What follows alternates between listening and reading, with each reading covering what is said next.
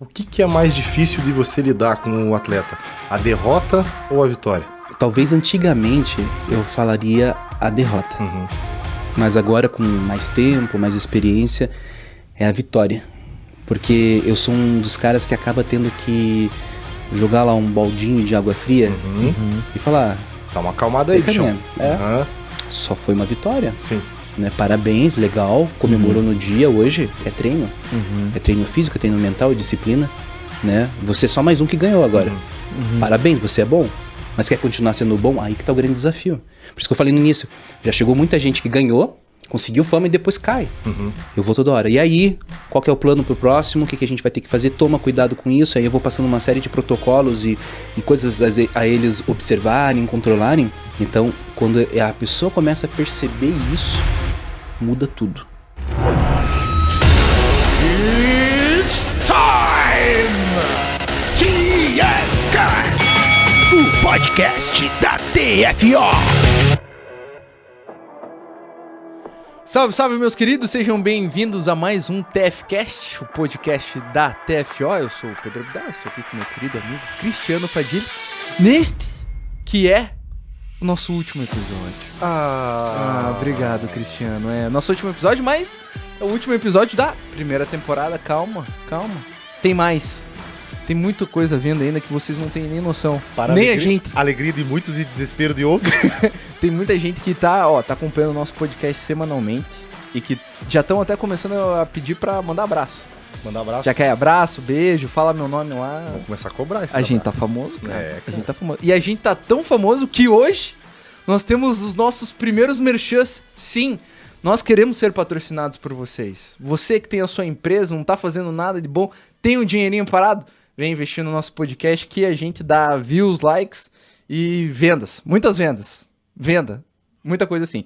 E pra começar, a gente queria agradecer aqui o pessoal do Thiago Diesel, que não sei se você sabe, Cristiano Padilha, mas existe... Na minha época se chamava de chipar o veículo, mas hoje eles usam remap. Nossa, que nome. Então é um remapeamento de veículos a diesel. Então, se você tiver o seu carro movido a diesel, eu ia falar food truck. Food truck não deixa Pode de ser a diesel de também, ser. nunca se sabe. Mas veículos agrícolas, tratores... Entra lá em contato com o pessoal da Thiago Diesel, tenho certeza que eles vão fazer o melhor remapeamento, cuidam dos produtos que vocês têm aí no sentido de remapeamento de carros agrícolas e tudo mais. Caminhonetes, sua Dodge Caminhonetes, Ram, leve sua Dodge Ram. Também, eles fazem também remapeamento, cara, de carros preparados para corrida. Olha só, que beleza. Pra corrida, então se você tem um carro top aí, cara, tá afim de dar um arrancadão. A gente antes tinha o Autódromo de Curitiba, mas já foi destruído, infelizmente. Agora estão construindo o condomínio lá. Pode ser que surja um outro, quem sabe. Vai que, nunca se sabe. Mas entre em contato com o pessoal do Thiago. E Thiago, muito obrigado, querido. Um abraço pra você, um beijo. Seguiremos juntos aí nos próximos meses. Vocês vão ver, falar muito aí no do Thiago. E depois, no próximo episódio, que será o primeiro episódio da segunda temporada, se Deus quiser, vocês vão ver se o pitch tava certo ou não, porque a gente pode ter tomado bronca de ter falado alguma coisa errada. Olha só. Entendeu? Espero que isso não aconteça, Thiago. Continue gostando da gente. Te amamos. E mais do que isso, vocês sabem que é muito necessário fazer um remapeamento no seu carro. É necessário também ter uma força na sua vida, Cristiano Padilha. Uma fonte de energia, Uma fonte de energia maravilhosa, que é com o pessoal de quem? Da Monkey Energy. Monkey Energy. Grande Murilo. Melhor energético de Curitiba. Nosso grande amigo, Maicon também, que tá aqui, o pessoal da Monkey dando aquela força no nosso podcast. Então, se você gosta de energético, um energético que é local, aqui de Curitiba, começou aqui em Curitiba, e vai se espalhar para o Brasil inteiro, quiçá no mundo. Olha só. Monkey Energy com 3 sabores maravilhosos, o tradicional, que é muito bom, o meu favorito, que é o tropical, e também temos o de melancia, tem até de 2 litros, cara. Cara, eu tava com uma tosse, eu tomei aqui, o cara ele me salvou. Então, fica a dica aí, se você tiver meio ruim na garganta, você toma que, cara, é 0 bala. Tomem Monkey Energy, que é a melhor coisa que existe no mundo mundial. E a gente tá tomando isso agora, esse horário da noite, nós só vamos dormir 2 horas da manhã. Dá pra gente emendar uns 5 episódios. Hoje é dia de episódio de 5 horas, pessoal. Então fica aí que tem muita coisa pra rolar. Enfim, agradecendo aos nossos patrocinadores agora, que essa é uma grande experiência que nós estamos tendo nesse momento. Meu caro Cristiano Padilha. Pois não. Como estamos, meu querido? Olá, que tal? Tudo bem? Eu estou bem, e ustedes? Ah, agora é Padilha. Cristiano Rodrigues Padilha. É, Que é isso mais aí. espanhol que isso, impossível. Não, cara, isso aí é latino-americano. Aí tudo mais. Tudo certo? Semaninha de boa? Tudo tranquilo, cara. Graças a Deus. Estamos aqui com alguém que, penso eu, que já fez várias anotações mentais. Inclusive, nesse período que a gente tá falando aqui, ele já tá anotando lá. Ele já tá falando assim, cara, por que eu vim nesse podcast? É, os caras não param de falar. Psicologicamente, isso não faz sentido nenhum estar aqui, porque eu tava conversando com eles pareciam pessoas normais. Agora, Começou a gravar, parecem duas pessoas que muito provavelmente têm algum tipo de ou dupla personalidade. TDAH, quem sabe? talvez. Ou alguma coisa que com certeza a gente falou e já não tem motivo nenhum de, né, ter razão. Então vamos deixar o homem falar. Vamos falar. Já pedindo desculpas pelos as nossas teatricidades, se Nossas é que isso... peripécias. Teatralidades, na verdade, esse é o nome. Nossa, como você tá poliglota. Cara, às vezes eu sou troglodita. Isso. Uma coisa não, assim. isso aí eu já conheço. Há 12 anos eu sei que você é assim. Mas estamos aqui com ele, queridos, um psicólogo esportivo. Paulo Pen é o nome do homem. Opa. Tudo certo, meu querido? Como é que Tudo estamos? certo, boa noite, pessoal. Obrigado pelo convite. Uma honra estar aqui, fechando essa primeira temporada, né? Com chave de ouro.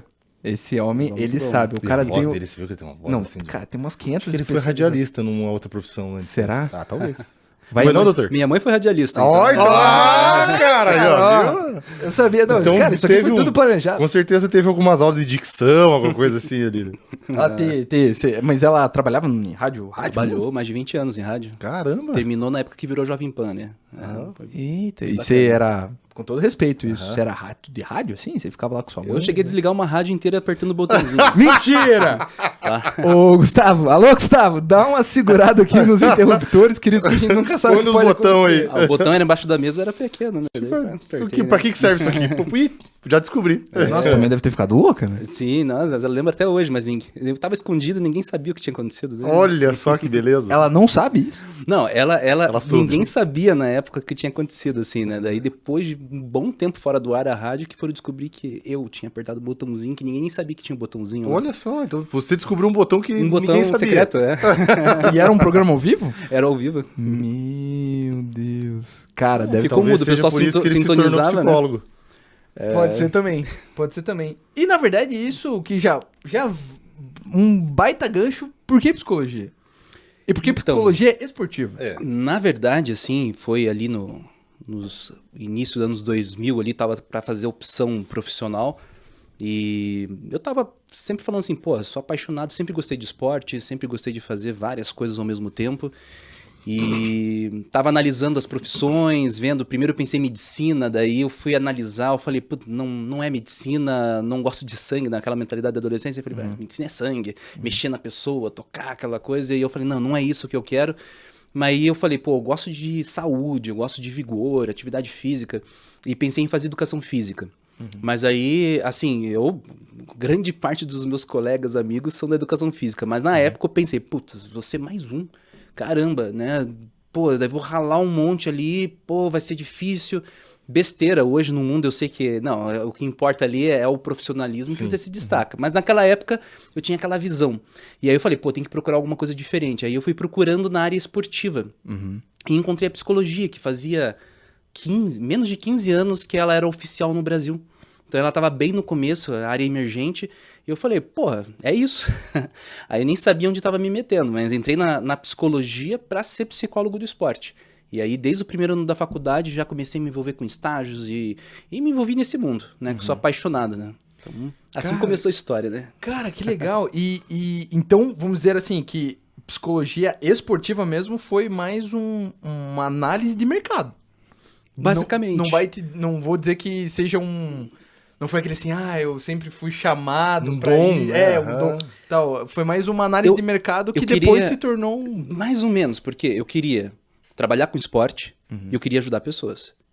E aí eu fui, tanto que tinha um leque grande, tinha fisioterapia esportiva, tudo, não me interessou, porque é a causa do toque também. sim, mexer. sim. Na verdade, eu me identifiquei, que eu sempre fui muito articulador, sempre gostei de falar, de conversar, de trocar uma ideia, né? E aí eu falei, porra, psicologia, eu vou ajudar os caras, né? Vou trabalhar com esporte, com saúde, né? E aí, na hora que eu vi a área, assim, me encaixou, mas eu falei, pô, é isso, né? Então, foi uma questão de paixão com identificação pessoal, senão não estaria aí há 20 anos aí trabalhando com a psicologia esportiva, né? Já teria desistido. E ao contrário, cada ano que passa eu sou mais apaixonado ainda pela profissão, pela área, né? Que a gente se realiza, né? Por caso, ajuda, faz diferença, né? Quase todo dia, toda semana recebendo feedback de atletas, né? Inclusive de ex-atletas que depois falam, porra, fez diferença, mudou minha vida. Isso que torna a coisa mais gratificante e dá mais ânimo de fazer tudo, né? Pô, com certeza. E quantos atletas você atende hoje, mais ou menos, assim? Pô, aí tá, semanalmente varia, né? Que eu tenho atletas em várias fases, então tem atletas que estão semanais, quinzenais, mensais, mas na média em torno de 50 a 60 atletas na semana, né? Tirando as equipes esportivas que a gente presta assessoria e consultoria também. Aí somando isso já passa aí de, talvez hoje, 300 a 500 atletas. Nunca fechei a conta. Assim. Cara, A gente vai embala, não tem tempo de calcular, né? Só vai trabalhando, Mas, né? só vai trabalhando. Mas aí de assessoria, 300 a 500 atletas. Muitos deles eu diretamente. E agora eu tô com a minha equipe também. Tô com outros psicólogos, tô com nutricionistas. Então tem uma equipe aí que tá me auxiliando aí a fazer a máquina funcionar também, né? e qual que é o nome da empresa? A empresa é Psicon Saúde Integral. Psicon Né? Saúde. Sede em Curitiba, né? E a gente oferece atendimento online para o Brasil todo, né? E presencial aqui em Curitiba. Fica ali na Petit Carneiro com a República Argentina, bem pertinho da Praça do Japão ali. Ah, A propaganda já. não, é isso aí, mas é isso que a gente quer. Cara, que massa. E existe uma diferença muito grande nessa questão de... É claro que vai existir uma diferença pelo fato de ser individual. Mas, primeiro, como que funciona essa tua assessoria de equipe? Você vai fazer individualmente com cada um ou são mais palestras, tipo, junta todo mundo, faz um negócio mais assim, é só você ou daí é o time junto? Como é que funciona? Depende muito de cada cliente, do que eles estão pedindo exatamente ali. É uma equipe, uma academia, um clube. Mas na base, a gente oferece um trabalho coletivo. São atividades em grupo, como dinâmicas, palestras, né? Ah, legal. Um bate-papo, uma interação. E aí a gente consegue traçar o perfil desse grupo e o que é melhor para a intervenção de cultura de grupo. Então a gente trabalha aquele grupo esportivo para atingir um nível de equilíbrio top, né? Não um equilíbrio baixinho, um equilíbrio lá no topo, né? Trabalhando todas as emoções, controlando, fazendo um bom treinamento mental, foco, né? Então depende do esporte, a necessidade, né? E é óbvio, sempre vai ter uma demanda individual ali que a gente dá todo o suporte também, né? Cara, e esses são esportes coletivos ou são esportes individuais? Pra fazer esse... Porque você vai fazer uma interação de grupo, geralmente são... Time, né?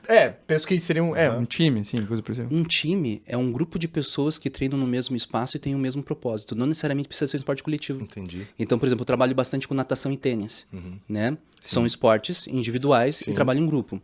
Na luta, a minha empresa já prestou um serviço de assessoria para uma grande academia aqui em Curitiba. Então, a gente tinha ali 80 e poucos lutadores, grande parte deles já indo pro UFC.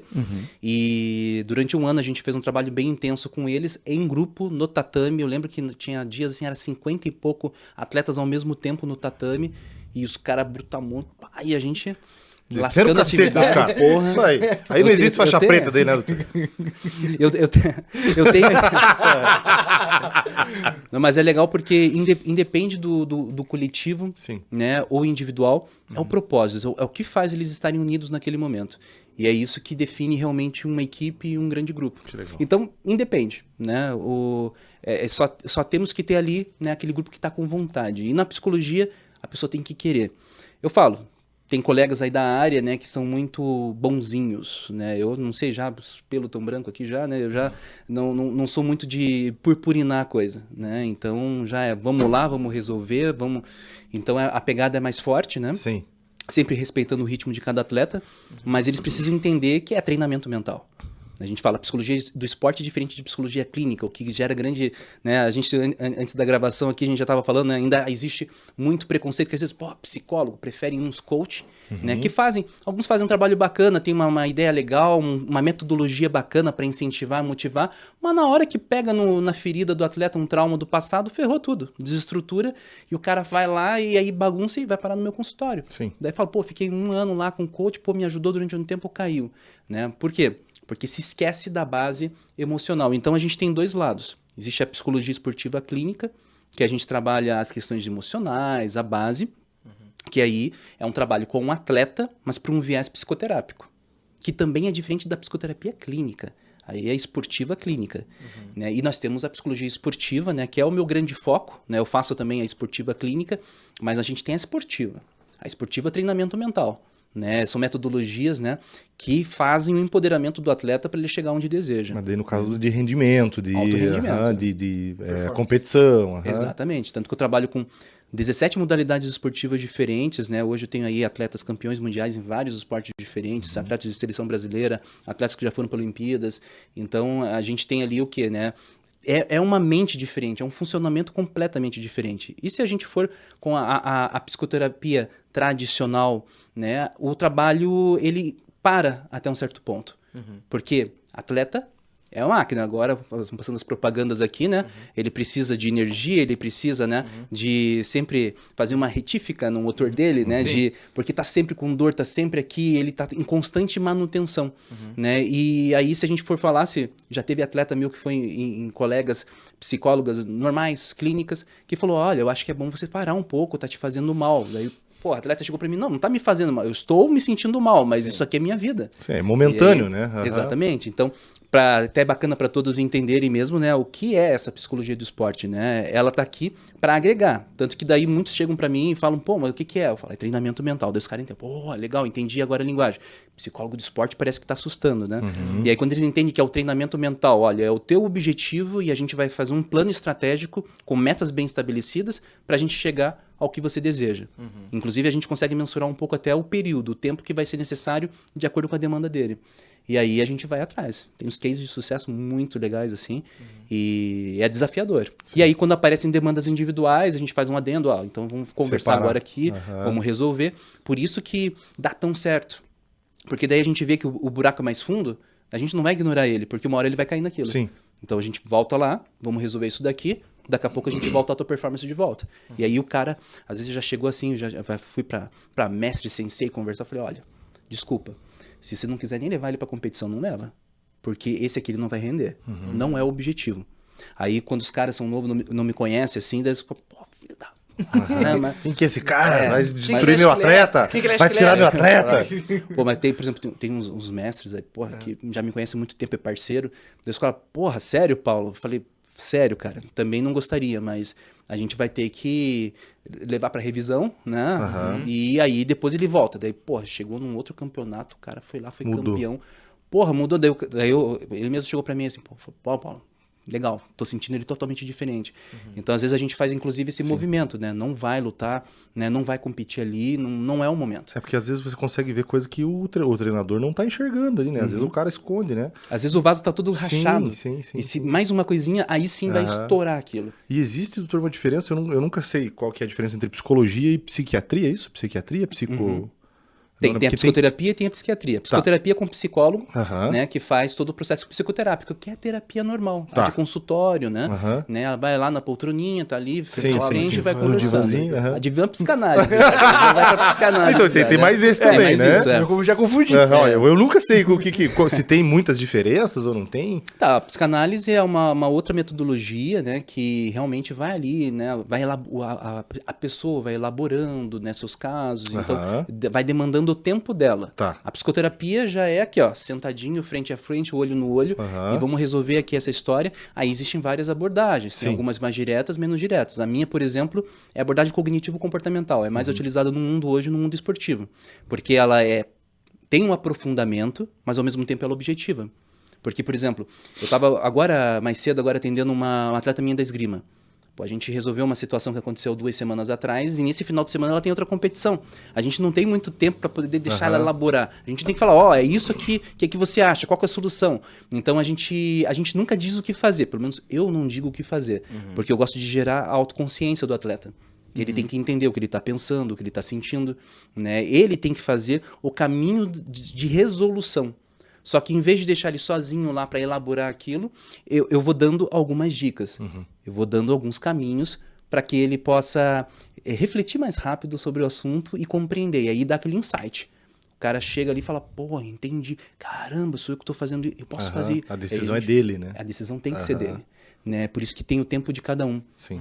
Esses dias, foi o que agora na terça-feira, eu sempre faço um Reels, né, no Instagram, e essa semana eu tava falando sobre inveja.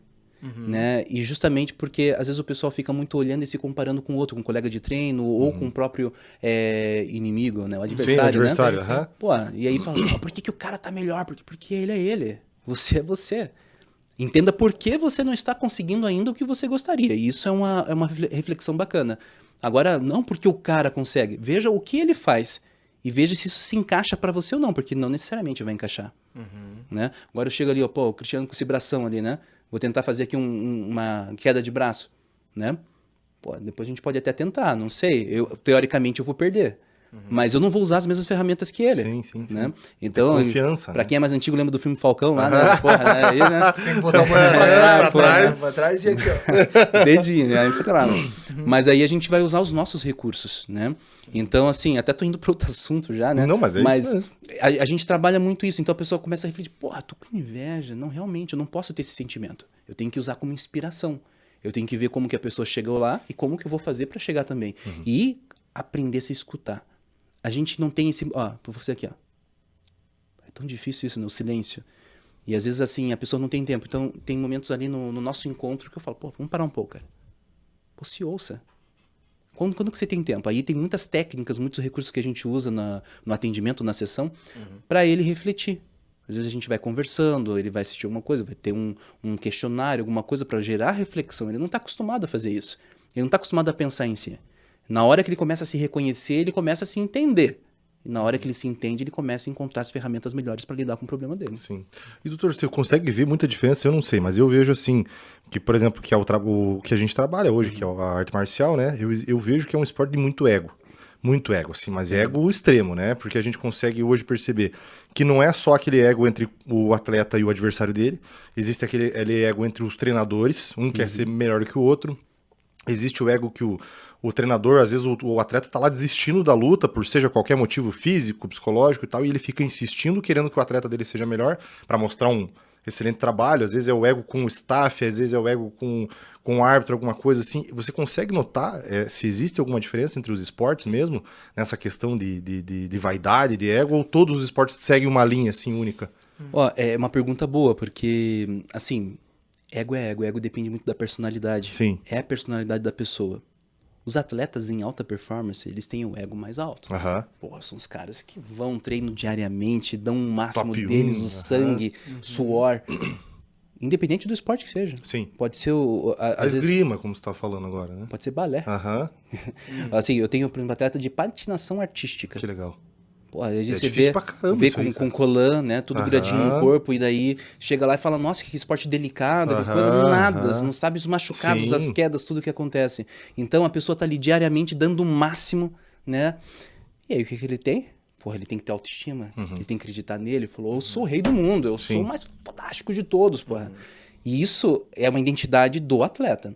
Mas é óbvio, a gente vê alguns esportes que já tem uma disputa a mais. Sim. Né? É meio que tá Luta- empregado isso, né? A luta tem muito disso, porque Aham. é corpo a corpo. É. Hoje um a gente troço pode meio, falar. antepassado, né? Um troço meio... Como é que Primitivo, diz? né? Isso, Primitivo.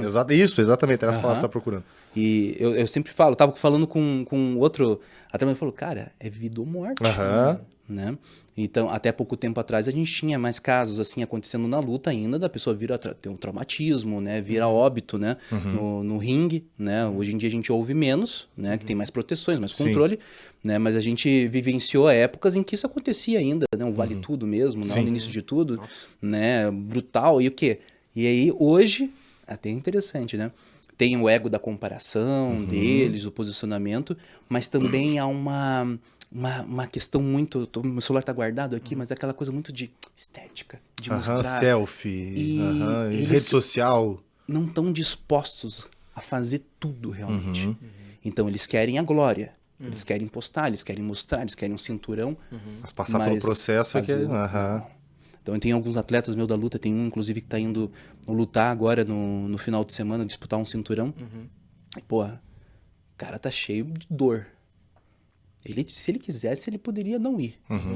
Mas ele mesmo falou, Thor, Foda-se, eu vou. foda-se. Aham. Eu sei, pode dar ruim, mas pode dar boa. Aham. E eu tô disposto a assumir o risco. É, isso é Na hora que ele diferente. falou pra mim, eu tô disposto a assumir o risco, eu falei, cara, Vamos lá, tamo junto até sexta, eu vou atender ele depois da pesagem ainda, né? Pra dar aquela calibragem final, né?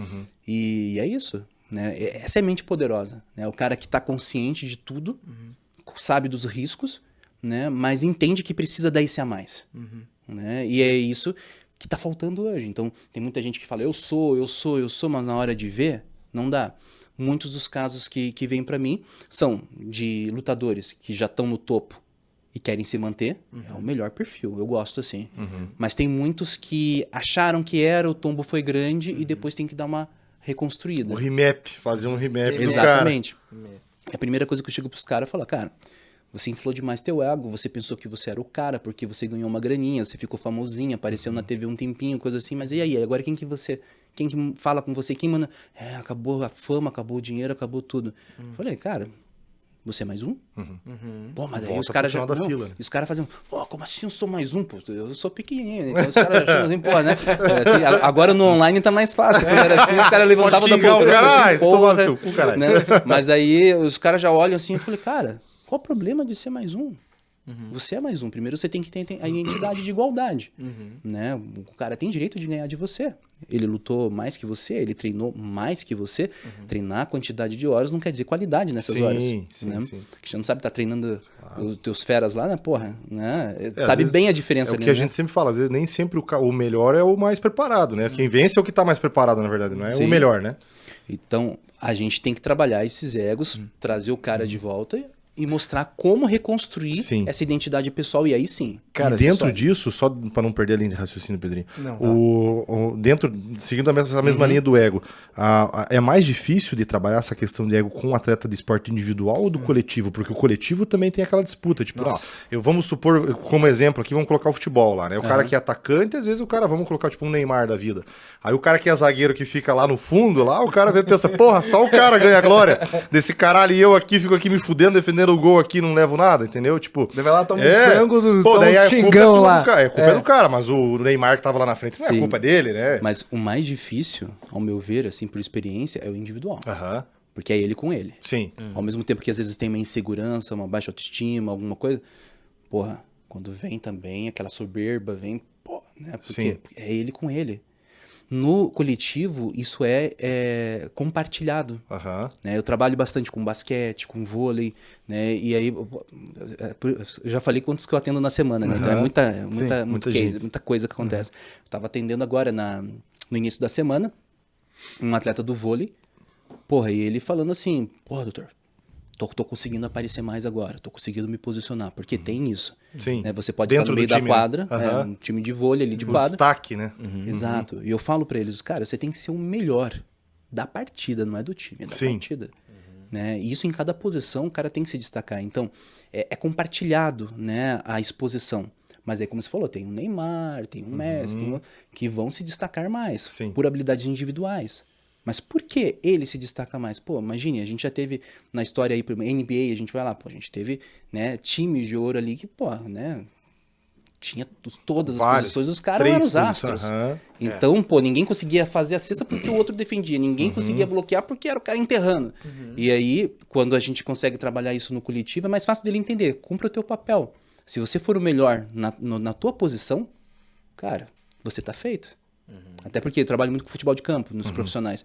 E aí é a questão, assim, sempre tem olheiro. Na base, isso é mais interessante que eu trabalho ainda. Na base, os olheiros estão ali pra, pô, vamos ver, né, contratar ou mudar e negociar. E eu falo, cara, se destaca na tua posição. Né? Se você fizer o teu papel, o olheiro vai estar vendo você. Pode ser que tenha lá o atacante, você é lateral, mas eu tenho um atacante que é o melhor do time. Mas não importa, cara, você está sendo o melhor da partida como lateral. E ele vai estar procurando um lateral, ele não vai estar procurando um atacante. Cada um tem sua posição. Aí os caras começam a entender também dessa questão. Né? Esse negócio de ego é engraçado, vou ter que confessar uma coisa aqui. Que para muitos pode ser uma vergonha, mas é parte da minha vida. Teve uma época que eu dançava. E porque ele tinha falado sobre essa parte de patinação, isso é um negócio mais... Isso é uma coisa inédita, ninguém sabe, só os mais íntimos. Só quando chega o psicólogo e a coisa se ele revela. se abre. Não, mas é no sentido desse negócio de ego, porque quando você... É que o que veio na minha cabeça foi quando você falou sobre a parte de patinação. Fala, pô, o cara de cola lá, tá, não sei o quê. E é um negócio violento. Teve uma época que eu fui fazer como é que eu poderia dizer assim, um treinamento lá em Joinville, no Bolshoi. Bolshoi, uma das maiores escolas de dança do mundo, né? E principalmente na parte do balé. Sim, famoso. E, porra, tive a oportunidade de conhecer Baryshnikov, esse negócio assim e tal. Você vê que não é só luta, não é só brutalidade, né? Brutalidade e elegância. Elegância, claro.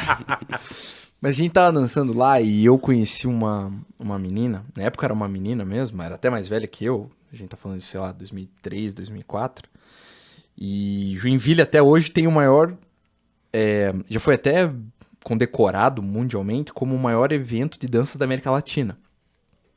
Quando a gente foi dançar, a gente ficou em segundo, foi irado, cara, dançamos lá no Carl Hansen, 5.000 pessoas, assim, um negócio irado, mas enfim. E aí, lá eles têm, tipo, cara, uns 300 lugares pra dançar e tal, tudo. E aí eu conheci essa menina que no balé tem a bailarina que ela é a primeira bailarina, assim, é a top, né? Então no balé tem isso. E ela tava meio mancando. Eu não tava entendendo por que ela tava mancando. E ela, sério, assim, porque o balé, querendo ou não, ele é Gracioso, posturado, né? Mas é gracioso. posturado, assim, Cara, é muito violento. É um negócio muito sinistro. E daí eu olhei, cheguei pra ela, né? Falei, cara, por que você tá mancando e tal? Não sei o que. Ah, não, nada não, tal, não sei o que. Eu achei que era lesão, porque, pô, ficar na ponta do pé, aqueles negócios e tal. Cara, passa um tempo, descobri, cara, que sobre esse negócio de ego, que tinham colocado caco de vidro na ponteira dela, do pé.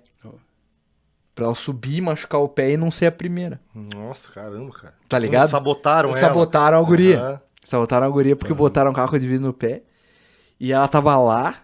Daí é quem quer mais, né? Porque ela tava lá ensaiando, depois já de ter tirado os cacos, tal, não sei o que, e ainda era a primeira.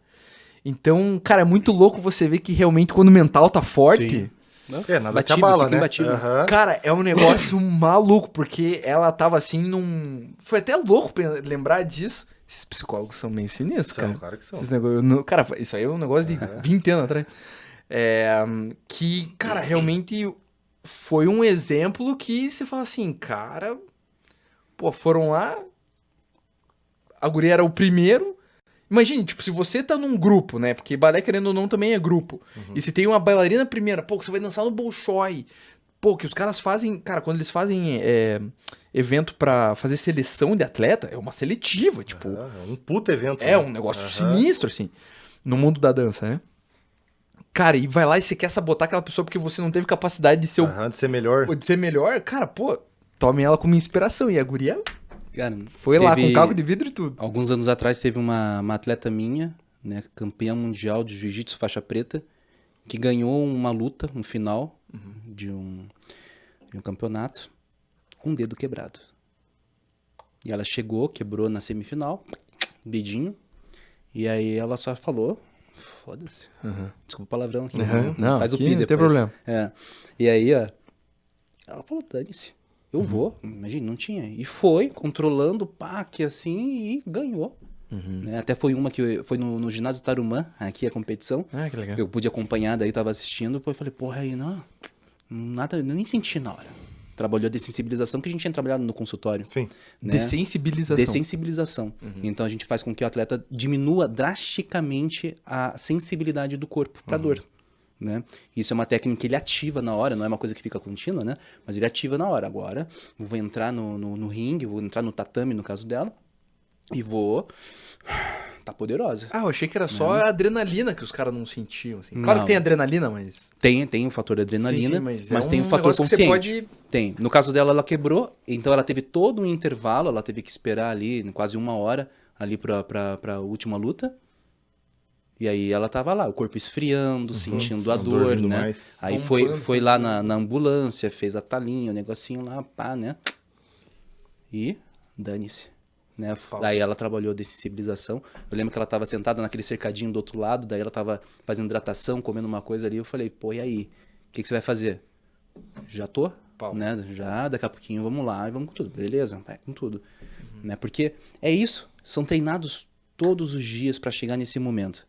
Né? E é tudo uma questão de decisão. Teve uma outra história muito bacana, essa daqui já faz mais de 10 anos já. Um atleta meu do Stock Car Junior, uma categoria que nem existe mais, depois virou Mini Cooper, agora eu nem sei mais como que tá isso. E naquela época tinha, como que era? Copa Petrobras de Marcas que acontecia em São Paulo uma vez ao ano, e o campeão na época ganhava 120 mil reais, né? Então, eu já nem sei se valeria mais ou menos hoje pelos câmbios aí, mas assim, Até devia valer uns 200 mas hoje, valia muito bem, assim, e ele toda vez tentava. Aí a gente chegou, a gente começou um trabalho e falou, pô, doutor, a gente fez o trabalho pro Stock Car, mas a gente fez uma preparação bem legal. E, pô, ele correu, né? Era início das transmissões pela internet, uma porcaria a transmissão, mas dava pra cair, dava pra ver um pouquinho ele de lá, assim. O que aconteceu? Ele chegou, deu uma rodada com kart, pá, pum.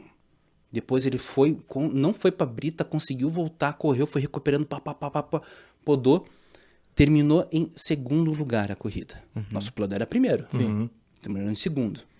Aí eu já sabia, mas só pra vocês verem, pô, campeão, 120 mil reais.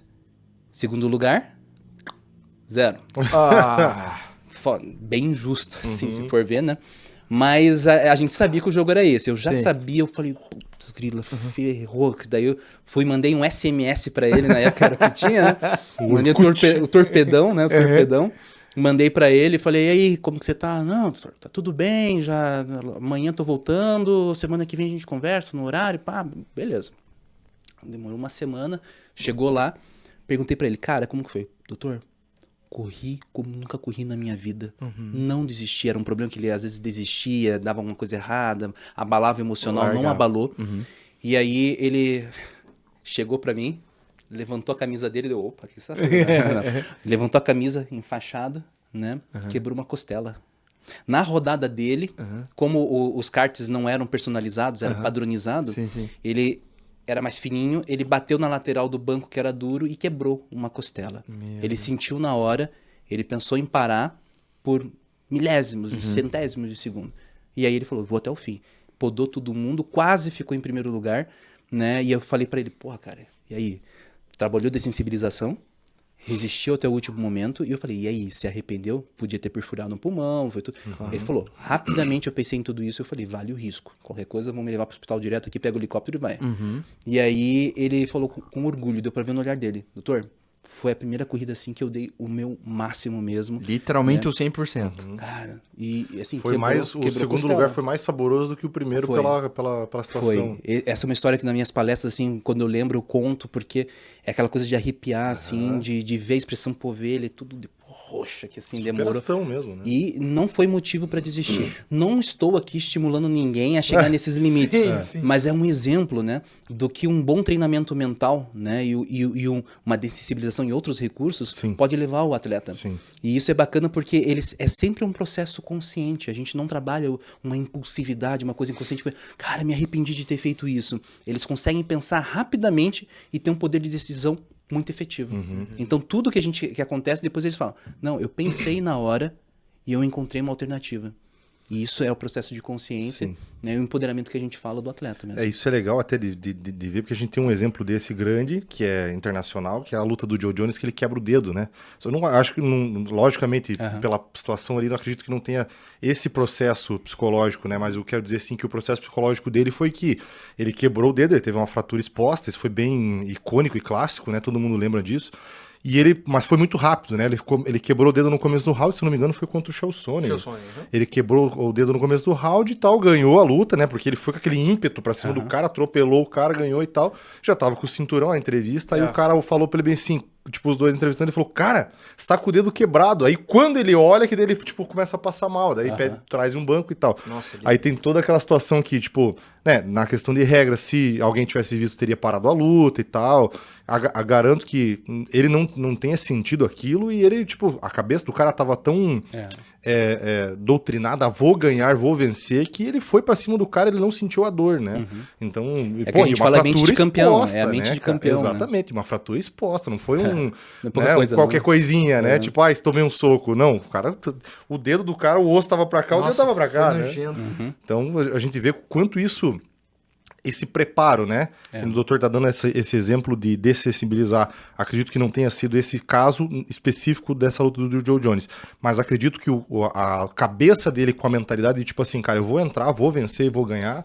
Isso já Mas, estava Cristiano, implícito no cara, né? Ele fez a dessensibilização. Sim. Só que pode ter sido espontâneo e natural Espontâneo, dele, aham. pela doutrina, o condicionamento dele, né? Pelo que o mestre dele trabalhou constantemente, a forma do treino, né? Tudo isso vai. A gente tem pessoas que nascem com certas características e por isso que alguns têm aquela inveja que eu tava falando há pouco, né? Porque fala, pô, por que o outro tem isso aqui? Por que o cara vai pra academia, já fica bombado e eu tô aqui à mesa e ainda não Me consigo tirar essa fudendo e gordura? nada. É, porque cada um é cada um. Então tem algumas pessoas que nascem, né, com um instinto, com uma pegada. E muito na psicologia o que a gente faz é ativar quando a pessoa já tem isso dentro dela, ou recondicionar a pessoa a ter um perfil parecido, também é possível. Então a gente fala, ó, cara, ele nasceu, ele é privilegiado aí, Sim. não adianta, né? Não Agora dá pra você competir. quer, você vai ralar muito mais do que ele para ter essa mesma postura, mas se você quer, tá disposto a fazer o que for, vamos lá. Né? Então, é uma questão da pessoa assumir o que deseja também, né? Mas tem alguns, pode ser o Sim. caso dele, pô, tava dentro dele, Sim, né? sim. Cerrou os olhos pro objetivo dele, dane-se o resto. É, que a gente vê que é diferenciado, né? O doutor tá pegando esses exemplos que, o cara não adianta você ter inveja, porque aquele cara lá realmente tem uma, sei lá, tem uma luz dentro dele ali que ilumina o cara, né? Ele é um caso desse, por exemplo, o Khabib Nurmagomedov também é um caso desse, que até a gente tava comentando aqui com o coach, né? Com o Luiz Unzueta no último episódio, que anterior a esse, que o russo, a gente vê a diferença da mentalidade dos caras, né? Que a gente até tem aquela frase que a gente usa brincando, que o cara foi criado no ódio, né? Que a gente fala isso, né? Porque o cara, realmente, o russo, ele é um cara frio, não sei se é por conta realmente da cultura do país, do cara, mas você vê que o russo, ele é... Se você for falar de esporte, a cultura russa é uma coisa que encaixa em qualquer esporte. Você fala assim, cara, o russo é uma desgraça. Porque o cara não tem como, cara. Você bate no cara, o cara continua com aquela cara de paisagem. E isso é no MMA, é em qualquer esporte, né? A gente já teve vários tipos de esportes aqui que batem sempre nessa mesma cabeça, né? Que os caras realmente têm uma mentalidade diferente. Mas a gente até falou sobre as Olimpíadas lá. Sim, pô, sim. os russos, né? Agora estão banidos ainda, né? Mas os russos era Rússia, China e Estados Unidos, essa briga entre eles ali. Em bolinha de gude, os caras vão milímetro, competitividade total. É. Né? A mente é diferente. É diferente, né? Mas é por conta da cultura, acredito eu. Cultura, quando, por exemplo, da Rússia, vários lutadores meus já foram pra Rússia lutar lá. Os caras falam do perfil deles, a gente prepara os lutadores. Agora, no início eu fui aprendendo, hoje eu já instruo eles, eu já sei como que é a coisa lá. Você vai ter que estar preparado, porque se você tá achando que você tá forte, o cara tá mais. Sim. Mas o cara tá sentindo uma dor dentro. Né? E aí eles vão encontrando a questão do ego, do posicionamento, né? De como se colocar, de como se portar no octógono, na frente de todos também. Torcida em massa contra, juízes tendenciosos, a maioria rouba, né? Porque fala, não, o cara é russo. Sim, é Nós um vamos dar jeitinho bairrismo, pra né? ele. Então fala, você vai lá pra nocautear, você não vai lá pra ganhar por pontos, porque se for por pontos você já vai perdeu. deixar, Né? Vai pra acabar. Você vai lá pra matar, na verdade, o cara, né? Tem que matar Então, o cara. tem uma questão cultural, eles são todos muito competitivos e em cada nação tem isso, né? Estados Unidos, por exemplo, são muito orgulhosos, são nacionalistas, né? sim. Carregam a bandeira pra tudo que é lado, né? Então, como que você vai lutar contra isso? Você tem duas estratégias, além da postura técnica, né? A gente trabalha muito a questão emocional, de como desestabilizar o seu adversário também. Eu trabalho muito isso com os lutadores, né? Agora eu vou esquecer o nome, mas teve um lutador, um boxeador, né, que ganhou muitas lutas na década de 30, esqueci o nome, gente, eu sou péssimo para lembrar o nome, mas ele ganhava muitas lutas porque ele insultava os seus adversários no ringue, né, e ele morreu no ringue, dá para pesquisar isso, que ele morreu no ringue porque ele pegou um lutador que era surdo. Assim, eu via muito baixinho, assim, e ele não conseguia ouvir os insultos, e aí o cara não ligou pra ele. Ele não ligou, morreu. Então, assim, a gente vê, né, como também, né, existem várias formas de você atingir o seu adversário, né? E isso a gente vai trabalhando com os atletas também, né? A gente pega pelo ego, pô, tem às vezes que eu pego ali com um lutador e falo, pô, cara, dá um sorrisinho. Bem na hora estranha, assim, você tá lá lutando, pô, aqui assim, você tá meio encurralado no canto. O cara vai, o que tá acontecendo? Que golpe tá vindo agora, né? Daí o cara se afasta um pouco e você consegue ter escape, você consegue fazer uma coisa. Você não estava preparado para nada, você estava acabado, você estava desesperado, mas você não demonstrou e você usou o emocional contra o seu adversário. Você fez o teu adversário se desequilibrar. E às vezes são pequenas macetinhas, a gente vai trabalhando isso com o lutador e com os outros atletas também, de como manipular um pouco também as emoções dos adversários, porque eles estão treinando as emoções, a maioria não treina. E aí quando você entende do comportamento e das emoções humanas, você consegue usar isso contra eles também, né? fala, é fair play? Eu não sei se é fair play ou não, mas é permitido, né? Sim, E aí, no mundo do esporte, né, vence quem tem mais domínio sobre todas as técnicas e recursos. E né? a situação, inclusive, né? Exatamente. E agora, doutor, essa foi uma pergunta que eu sempre fiz aqui para vários treinadores e próprios atletas, né? Agora, vindo de uma parte mais psicológica, o que é mais difícil de você lidar com o atleta?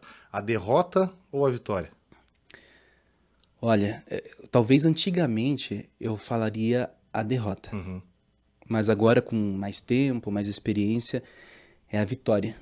Porque eu sou um dos caras que acaba tendo que jogar lá um baldinho de água fria e falar... Dá uma acalmada aí, bichão. Só foi uma vitória. Sim. Né? Parabéns, legal, comemorou no dia, hoje é treino. É treino físico, é treino mental, é disciplina. Né? Você é só mais um que ganhou agora. Parabéns, você é bom. Mas quer continuar sendo bom? Aí que tá o grande desafio.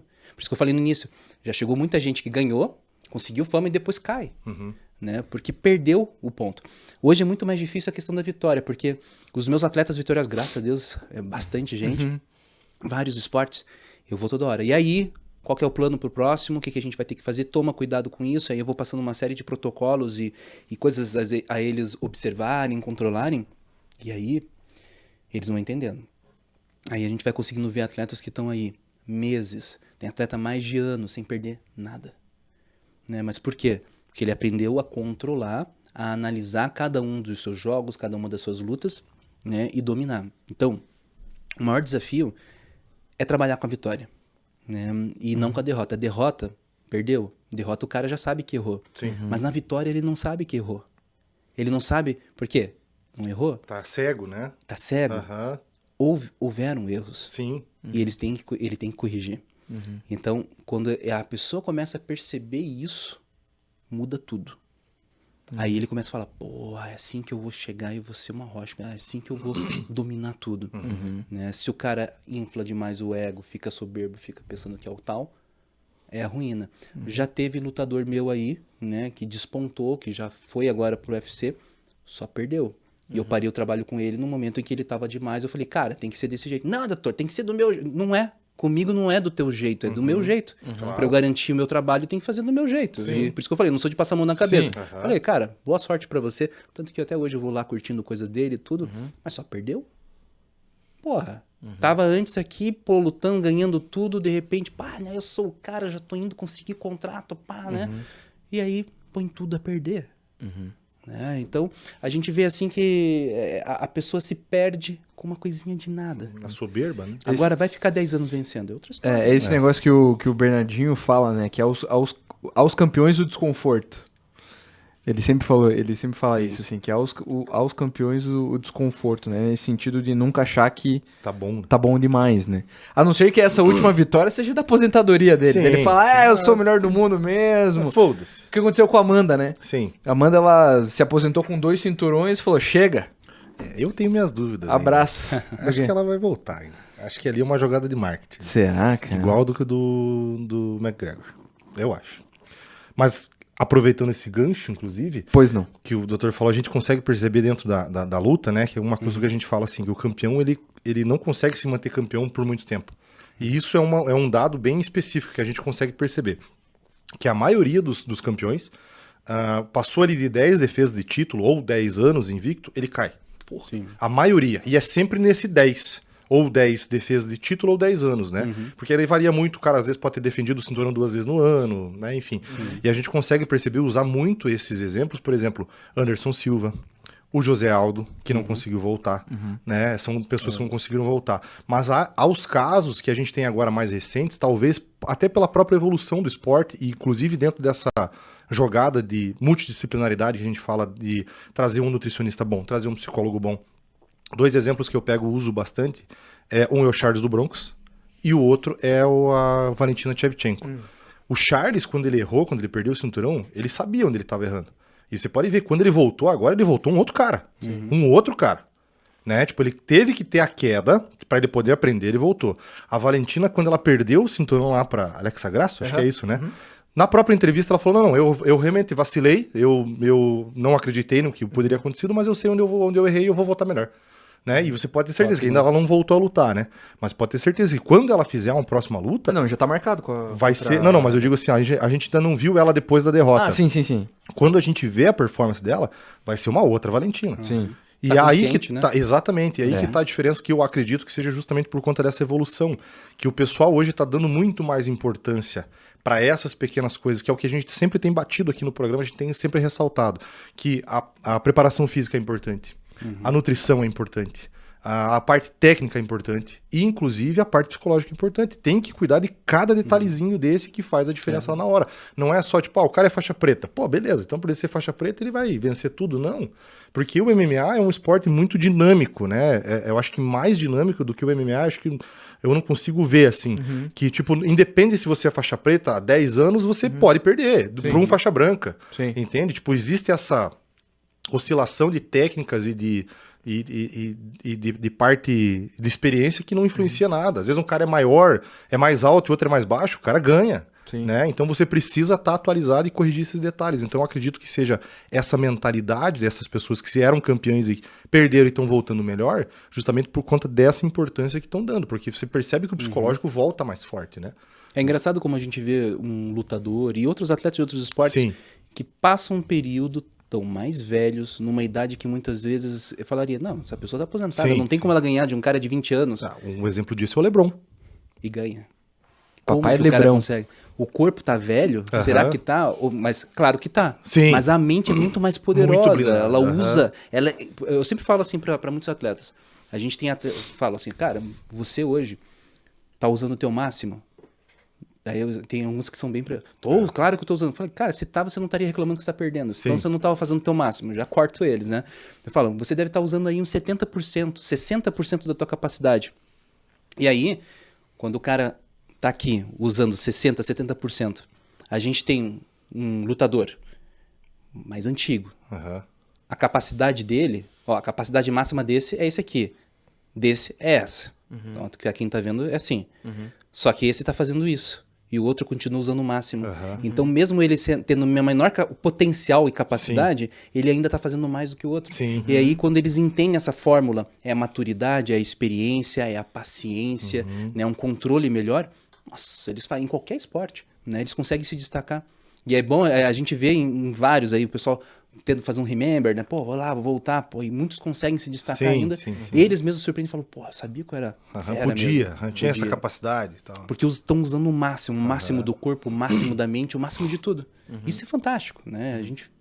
na parte mental, isso aqui pra gente é aquela coisa que inspira mesmo. Fala, renova, pô, tá aí, né? ó. Aham. Você diria que quais seriam os principais gatilhos assim? Preciso formular bem essa pergunta.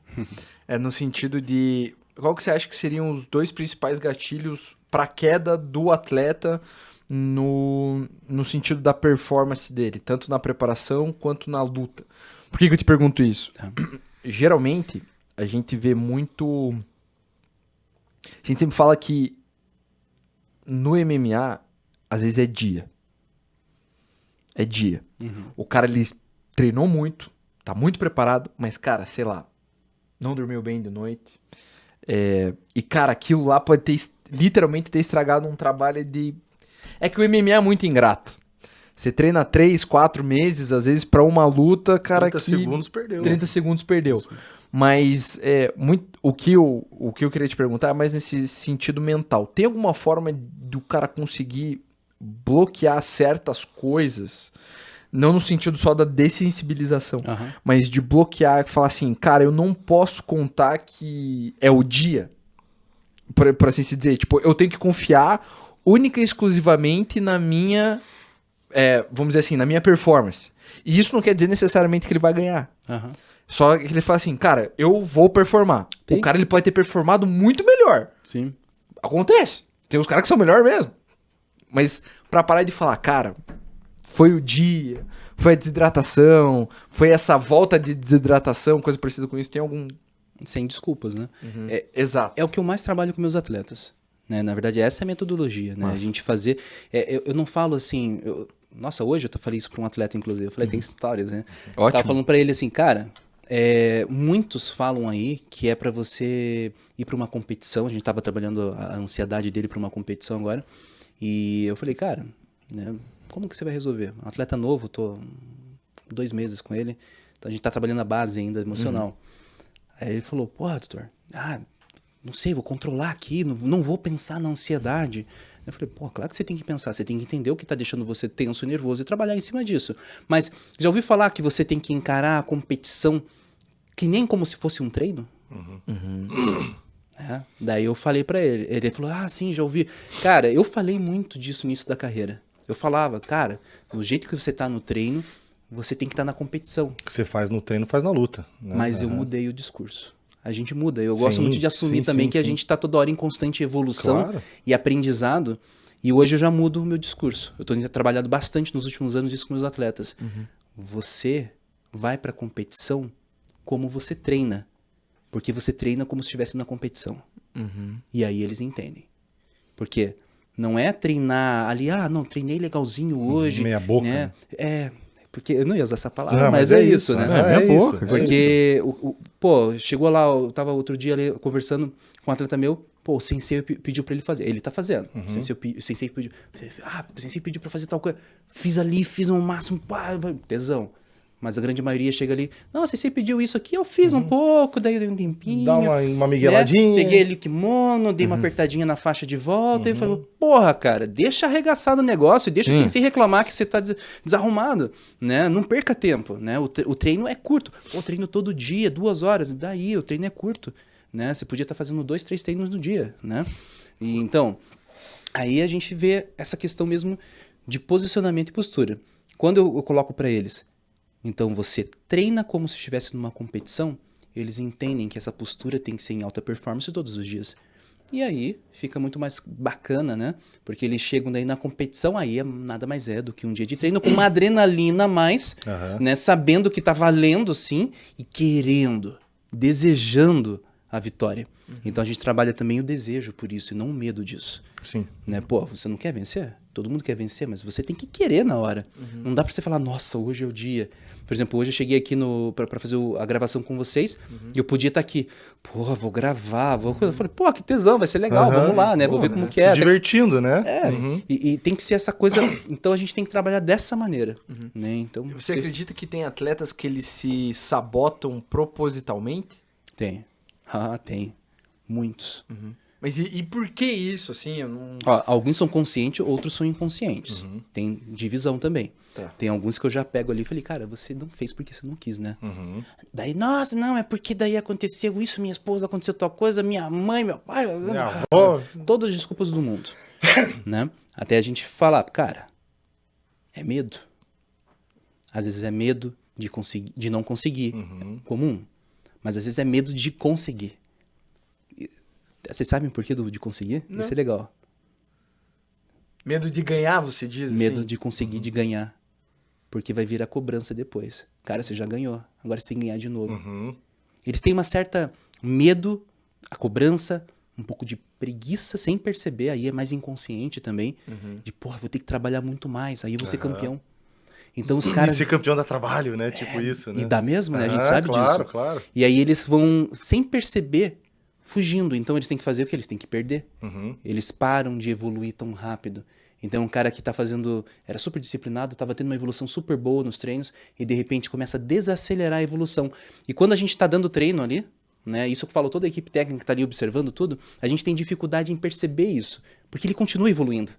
Só que tá demorando mais tempo. É sutil, né? Essa mudança, sutil. né? Pô, e quando você tá no tatame treinando um monte de aluno ali, de um monte de atleta ao mesmo tempo, você só tá falando, não, o cara tá indo bem. Ele tá fazendo o mínimo que eu tô pedindo hoje. Sim. Então é tolerável. Sim. Só que ele, na maioria das vezes, não tá percebendo isso, que ele tá fazendo isso. Ele tá se auto-boicotando. Ele tá tentando encontrar justificativas e pretextos para não ter sucesso. Ele tem medo de vencer. Quando a gente faz isso e a pessoa percebe, 2 resultados. Ou o cara, instantaneamente, ou demora um pouquinho, ele desiste. Larga Já tudo. tive muitos atletas, né, que a gente fechou, Apertou, acabou. Não, e desistiu. E a gente trabalhou, inclusive, processo de aposentadoria, tudo, porque o cara falou, porra, eu tô me enganando. Pra mim já deu.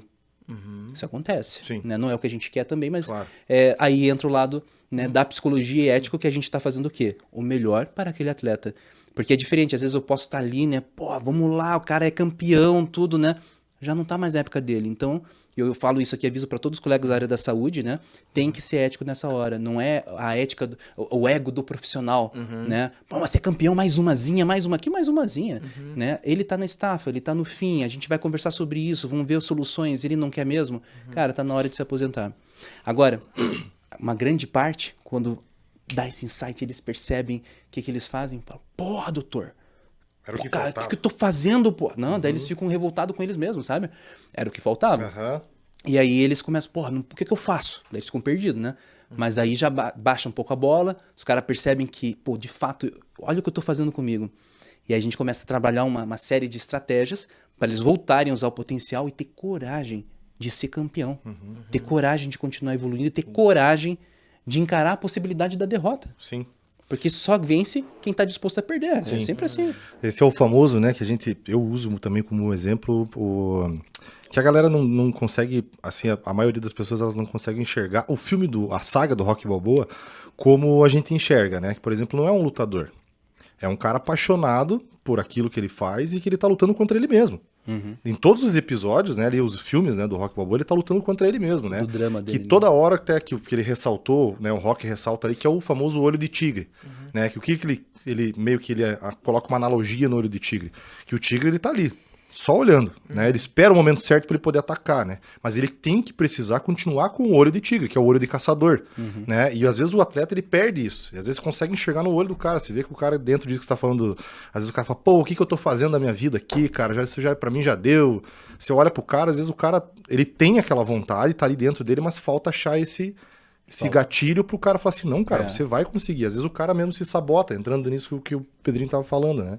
Porque o cara, às vezes é capaz, mas ele mesmo fala assim, porra, eu, sei lá, vim de uma lesão, minha esposa, terminei um relacionamento, sei lá, alguma coisa assim.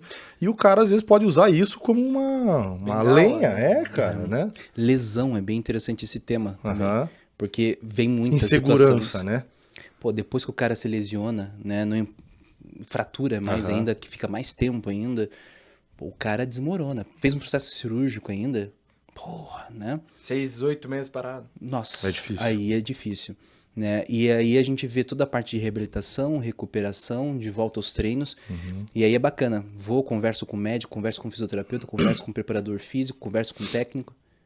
A gente faz ali uma conversa, vejo que tá tudo bem. Eles dão tudo ok pra mim. Paulo, beleza. Mete bronca. Aí eu falo, é agora, né? Aí a gente vai trabalhar o quê? Você tá pronto. Teve uma atleta minha do vôlei, lá de São Paulo, ela tinha havido lesão no cruzado LCA, né? E aí ela fez a cirurgia, demorou um tempo. Aí, pô, a gente começou a fazer um trabalho, pô, tá despontando lá, tá jogando top pra caramba, né? Até outro dia eu mandei mensagem pra ela, que agora a gente finalizou o trabalho já, e ela, pô, doutor, tá demais aqui. Que a gente fez um trabalho durante o processo de lesão e a volta dela ao topo. Sim. E ela conseguiu. Então, assim, tá na Superliga, tudo, então é bem bacana. Que legal. E é isso que é legal, superou. Mas era um grande medo, pô, eu não vou mais conseguir ser boa, eu já não sou tão novinha, né? Era uma época que eu era pra estar agora brilhando e eu tô parada. Ficou 1 ano e 4 meses parada.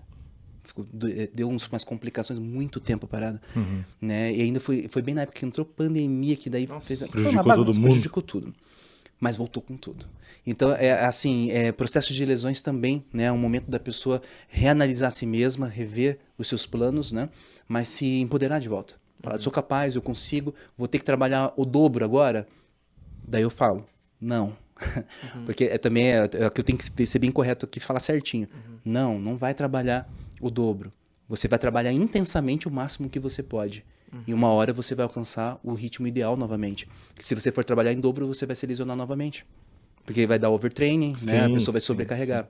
Então isso também a gente tem que ajudar a pessoa para ir com tudo, mas não passar do limite.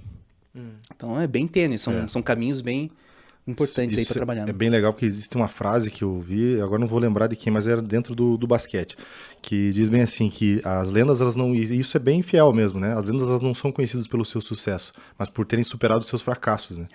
Então, tipo, se você for perceber isso, realmente, a maioria das lendas, né? Pô, olha Muhammad Ali, por exemplo, o próprio Michael Jordan, né?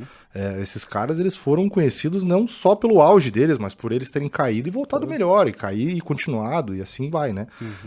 Essa questão que o doutor tá usando dos gatilhos, da soberba, de entrar, eu vejo muito de você próprio se sabotar, como o Pedrinho colocou.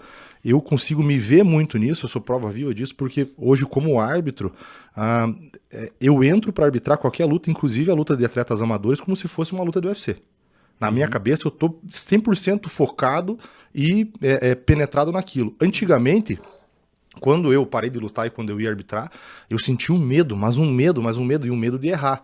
Porque, querendo ou não, né, por exemplo, o atleta tá ali, ele tá completamente compenetrado naquilo ali. Ele tá ali só com o único objetivo, que é nocautear o cara, né, ou finalizar ele ou vencer a luta. O árbitro não. A gente tem o poder de prejudicar a carreira do atleta, de prejudicar a vida do atleta e também de ajudar ele ali, né, naquele momento. Então, a decisão é muito rápida, né? Então eu tinha muito medo disso. Eu falava, cara, e agora o que eu faço? Eu ficava muito nervoso. Hoje, isso meio que de forma natural, e eu percebi isso esse final de semana. Que pode estar o caos que esteja o evento, pode ser a bagunça que tiver, aquela tensão. Eu tô tão tranquilo porque eu consegui dominar a situação, né? Ali isso envolve a parte de estudo, de estudar, de se ter mais conhecimento, de a gente estar cada vez mais próximo, porque dentro da arbitragem tem uma questão que é assim, todo mundo pergunta, para você ser árbitro de MMA, você precisa ser faixa preta? Não, você precisa estar treinando. Porque no treinamento você sente se aquele golpe tá encaixando, se não, para você poder na prática, lá na hora da luta, você saber, puta, o cara sentiu. Não, o cara não sentiu, né? Essa é a única coisa que diferencia. E às vezes a gente consegue perceber ali muito claramente se, tipo, puta, o cara sentiu o golpe. Ou às vezes o cara toma um chute por dentro da coxa, ele já põe a mão no saco assim, ele fala, putz, você fala, não foi. Você consegue ter esse feeling hoje, né?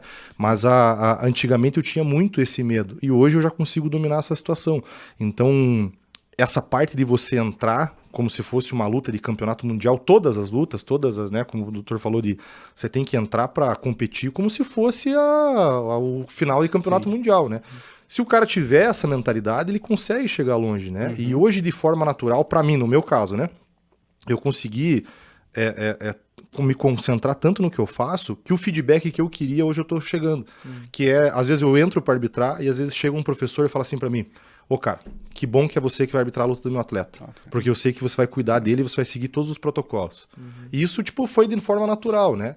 Então, é a questão de você fazer o teu trabalho bem feito, qualquer que seja, se seja uma luta de menor importância ou uma luta de maior importância, né? Então, isso que o doutor falou agora cabe muito bem. Porque, às vezes, o atleta chega lá pra lutar e você vê, assim, de novo, né, falando, dentro da arbitragem, a gente fala assim, cara, essa luta é importante pra esse cara.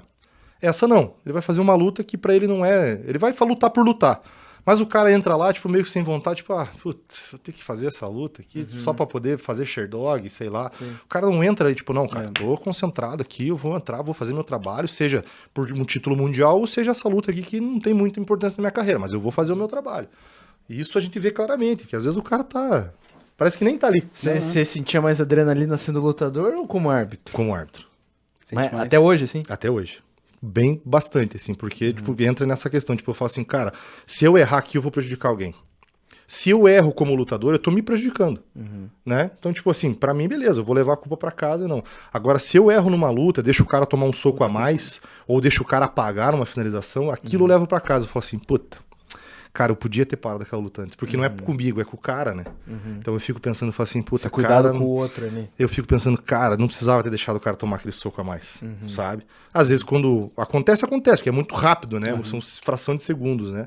Ou naquela questão ali, quando o cara apaga numa finalização, porque hoje em dia, antigamente existia um protocolo de que às vezes o cara tá na posição do espalha-frango ali, que é o mais comum, a gente não consegue ver o atleta, você vinha no braço dele e mexe assim. Se ele responder duro, ele tá na luta. Se tiver mole, não. Hoje, também é uma coisa que evoluiu muito. No braço você não consegue sentir, mas a perna ela não mente.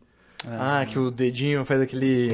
Então você presta atenção no braço e na perna dele. Se o cara esticar a perna, deixar a perna tensa, ele tá apagado. Se ele tiver com a perna mole, é porque ele tá concentrando a força aqui. Ele tá ativo aqui ainda. A perna dele tá mexendo. Né? Então, às vezes, o cara apaga ali tão rápido que você não vê, né? Então, tipo, o medo de prejudicar a carreira de um atleta e de prejudicar a vida do cara é muito maior. Então hoje, cara, eu entro assim, quando eu entro pra arbitrar, eu tenho que estar concentradaço. E principalmente os amadores, que são mais difíceis, né? O profissional, você sabe que o cara já tá ali tarimbado, os atletas profissionais, né? Então se o cara tomar um nocaute, ele já compreende o nocaute. Se ele ganhar, ele já compreendeu. Se ele errar, ele já tá ok. Mas um atleta amador, ele é aquele que ele liga o ventilador e vai, né?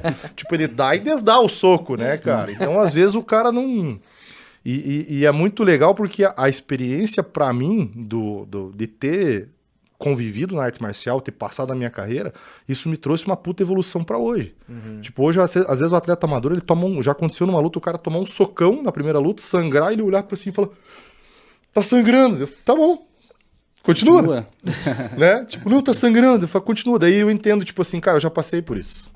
Eu sei que ele tá com medo. Aí você vai lá, para a luta e fala, o que tá acontecendo, cara? Tá sangrando sim, cara. Você vai sangrar, vai quebrar, vai rasgar, vai machucar. Você tá fazendo esporte de contato, você quer continuar? Aí você vê, tá. Daí você para, chama um médico e tal, porque você consegue compreender, você já passou por aquilo, né? Então isso hoje me trouxe uma bagagem muito importante. Mas porque, cara, é aquilo que eu falei, né? Lá voltando no começo, lá que o doutor falou. Você entra para fazer aquilo como se fosse todas elas fossem importantes, se fosse a mais importante de todas, né? Porque o protocolo é o mesmo. Eu não vou entrar hoje para arbitrar uma luta de MMA com um atleta iniciante, seja uma luta profissional, com um protocolo diferente se eu entrasse hoje para arbitrar uma luta no UFC. Não tem diferença. Não existe diferença. O protocolo é exatamente o mesmo. A diferença está entre os dois seres humanos ali, que às vezes um cara é mais tarimbado, o outro não. Às vezes um aguenta mais soco, o outro não. E você tem aquele feeling de você perceber. Mas todas elas são a mesma coisa. A importância, o peso de uma vale para todas, né?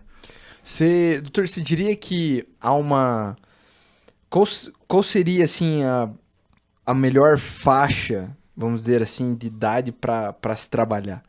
Nesse sentido de alta performance. É claro que te digo isso porque, ouvindo o Cris, concordo com tudo que ele disse, mas tem acho que um fator aí também muito interessante que é você amadurecer. Sim. Com a idade. Com a idade. Com a idade, né? Então, o que seria mais fácil de trabalhar, assim, digamos assim, atletas que... Porque hoje, a gente pensando em Olimpíadas, né?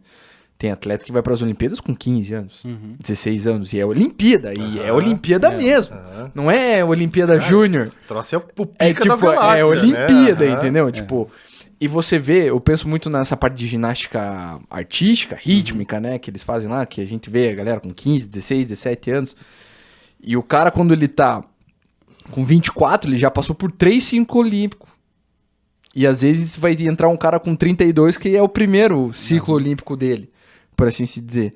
Você prefere, assim, não vou nem dizer preferir, mas você acha que é mais fácil trabalhar com pessoas que são mais novos e de uma forma ou outra você consegue ir desenvolvendo não vou dizer uma habilidade, mas essas experiências, essas maturidades, ou fica mais fácil ao longo do tempo quando ela de fato já vai amadurecendo na carreira dela como um todo? Porque pra mim, com todo respeito, pra mim atleta sempre vai ter uma cabeça de atleta. Não tem Entendeu? como mudar. O cara vai ter 33 anos, ele vai ter umas atitudes de atleta de 14, que você fala assim, cara... Sério mesmo? A gente ainda tá discutindo isso? Entendeu? Tipo, e tem atleta de 14 e 15 que você fala assim, cara, precisava de mais uns 50 que nem você pra ficar de boa, entendeu? Porque você tem toda a estrutura de um cara de 40 anos de vida, entendeu? Parece que é isso. Mas assim, jovem. Não é à toa que os treinamentos começam desde cedo, né? Porque, o corpo está se desenvolvendo, você vai mudando o físico para isso também, mas o mental também. Né? O cérebro, ele tem uma plasticidade cerebral no processo de infância. Até não falei para vocês no início, né? Eu sou psicopedagogo, sou fisiologista do exercício, né? Então a gente tem um aprofundamento nessas questões. Legal. E no processo de aprendizagem. Então, quanto mais jovem, melhor aprende. E aí a gente consegue desenvolver isso com eles. Então, quanto mais jovem, a gente consegue moldar comportamentos, controle emocional, como lidar com várias situações. Já teve atletas meus nadadores, por exemplo. Natação foi um dos primeiros esportes que eu comecei a trabalhar e hoje tem atletas meus que já estão aposentados, né? E sempre foi muito bacana, assim. Pô, trabalhei com ele com 8, 9, 10 anos, trabalhei até os 14 anos. Depois chegava ali na 15, 16 anos, que é o momento que começam as grandes competições. Chegava na borda da piscina já. E aí, cara, beleza? Ele, doutor, tudo beleza. Às vezes chegava assim, outros lá, beleza? Beleza. Eu falei, não tá beleza não. Depois Você conversa sente, comigo. né? Já vai lá conversar comigo. Então, assim, porque a gente sente, mas por quê? Esse atleta, ele passou por anos de treinamento mental. Os caras estão muito fera, estão muito forte, né? Tanto que quando eles estão mais velhos, eu reduzo o número de atendimentos, né? Porque ele já fez uma base muito bem estabelecida. Então, esses atletas, quando tem alguma situação, é mais pontual e fica mais fácil trabalhar daí. Então, nada é tão dramático como um atleta que começou um treinamento físico e mental mais tarde. Porque tudo é muito mais intenso, né? E muito mais difícil de administrar, porque daí tem mais sequelas do passado e tudo que está mal resolvido. Aí entra naquele ponto inicial que a gente falou até, né, da psicoterapia, né, do esporte clínico, porque daí a gente tem que resolver essas questões do passado. Agora, quando a gente trabalha com criança, as situações do passado são presentes, na verdade. Elas estão acontecendo em tempo real. Sim. E a gente vai ajudando a não criar traumas em relação àquilo, ao contrário, criar forças. Então, tem atleta meu, que depois teve atleta que foi para as Olimpíadas, que depois falou, eu lembrei daquela época, eu fiz aqui, lembrou de coisa de 10 anos atrás, essa aí foi um ciclo de 11 anos, e aí depois ela, lembrou disso nas Olimpíadas. Então, assim, o fato é que trabalhar com criança e adolescente, né, até a fase adulta, é o melhor da parte do treinamento mental. Então, acompanhar toda a fase de desenvolvimento, quando tá adulto, e já despontando, aí o nosso trabalho a gente fala assim, missão cumprida. Né? Alguns continuam, outros não, porque não precisa mais continuar. Alguns querem continuar, que falam, não, doutor, eu quero continuar fazendo manutenção, tudo, né? Mas aí a gente fala, cara, você tá formado, a formação mental tá feita. Só vai. Né? Vai, usa, porque daí, inclusive, as técnicas estão internalizadas e viraram instintuais. Então, o instinto dele está condicionado para alta performance. Consegue Então, fazer sozinho, né? involuntariamente, no automático, ele está fazendo a melhor técnica, usando o melhor recurso. Isso vem de bastante tempo de treino mental daí. Mas dá um amadurecimento, igual o Pedrinho falou, né? O doutor levantou uma questão bem legal agora que você trabalhou com atleta do começo, tal, até ele se aposentar, né? É difícil também trabalhar com o cara, falar assim pro cara assim, tipo, cara, deu. Tipo, agora é o fim da tua carreira, assim, né? Chegar pro cara... Porque também é difícil o cara ter aquela consciência e falar assim, cara, pra mim deu, pra mim acabou, e ficar tranquilo com isso, com essa decisão, né? Tipo assim, cara, eu já fiz o que eu tinha pra fazer e agora acabou. É isso. Ou o cara aí, fala obrigado, assim, puta, não valeu. tem... Cara, tipo, não tem outra opção, vou ter que me aposentar porque eu não tô conseguindo acompanhar. É Ó, difícil falar nisso também. Aí eu vou juntar junto com o do Pedro. Quando você começa um trabalho, esse atleta começou o processo dele de alta performance quando ele já estava lá no final da adolescência, e aí sim, faltou tempo na vida dele treinando pra valer, competindo pra valer. É muito mais difícil lidar com a aposentadoria.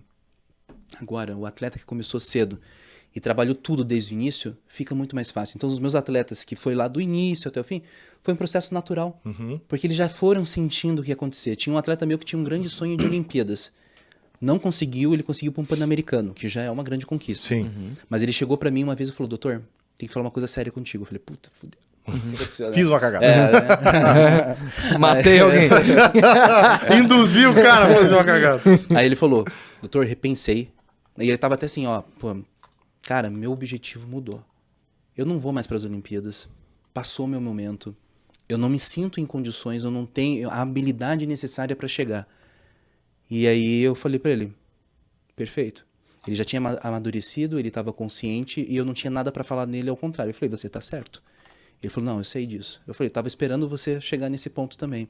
Porque tem que vir deles. Sim, tava decisivo, né? Naquilo, E ele né? levou, na verdade, ele falou, já tava alguns meses pensando. Eu falei, eu também tava pensando. Você nunca chegou e falou assim, cara, tá na Deu, hora. já deu. Não, é porque a gente faz uns questionamentos indiretos. E aí, você tá dando conta ainda? Como tá teu corpo? O que você tá sentindo?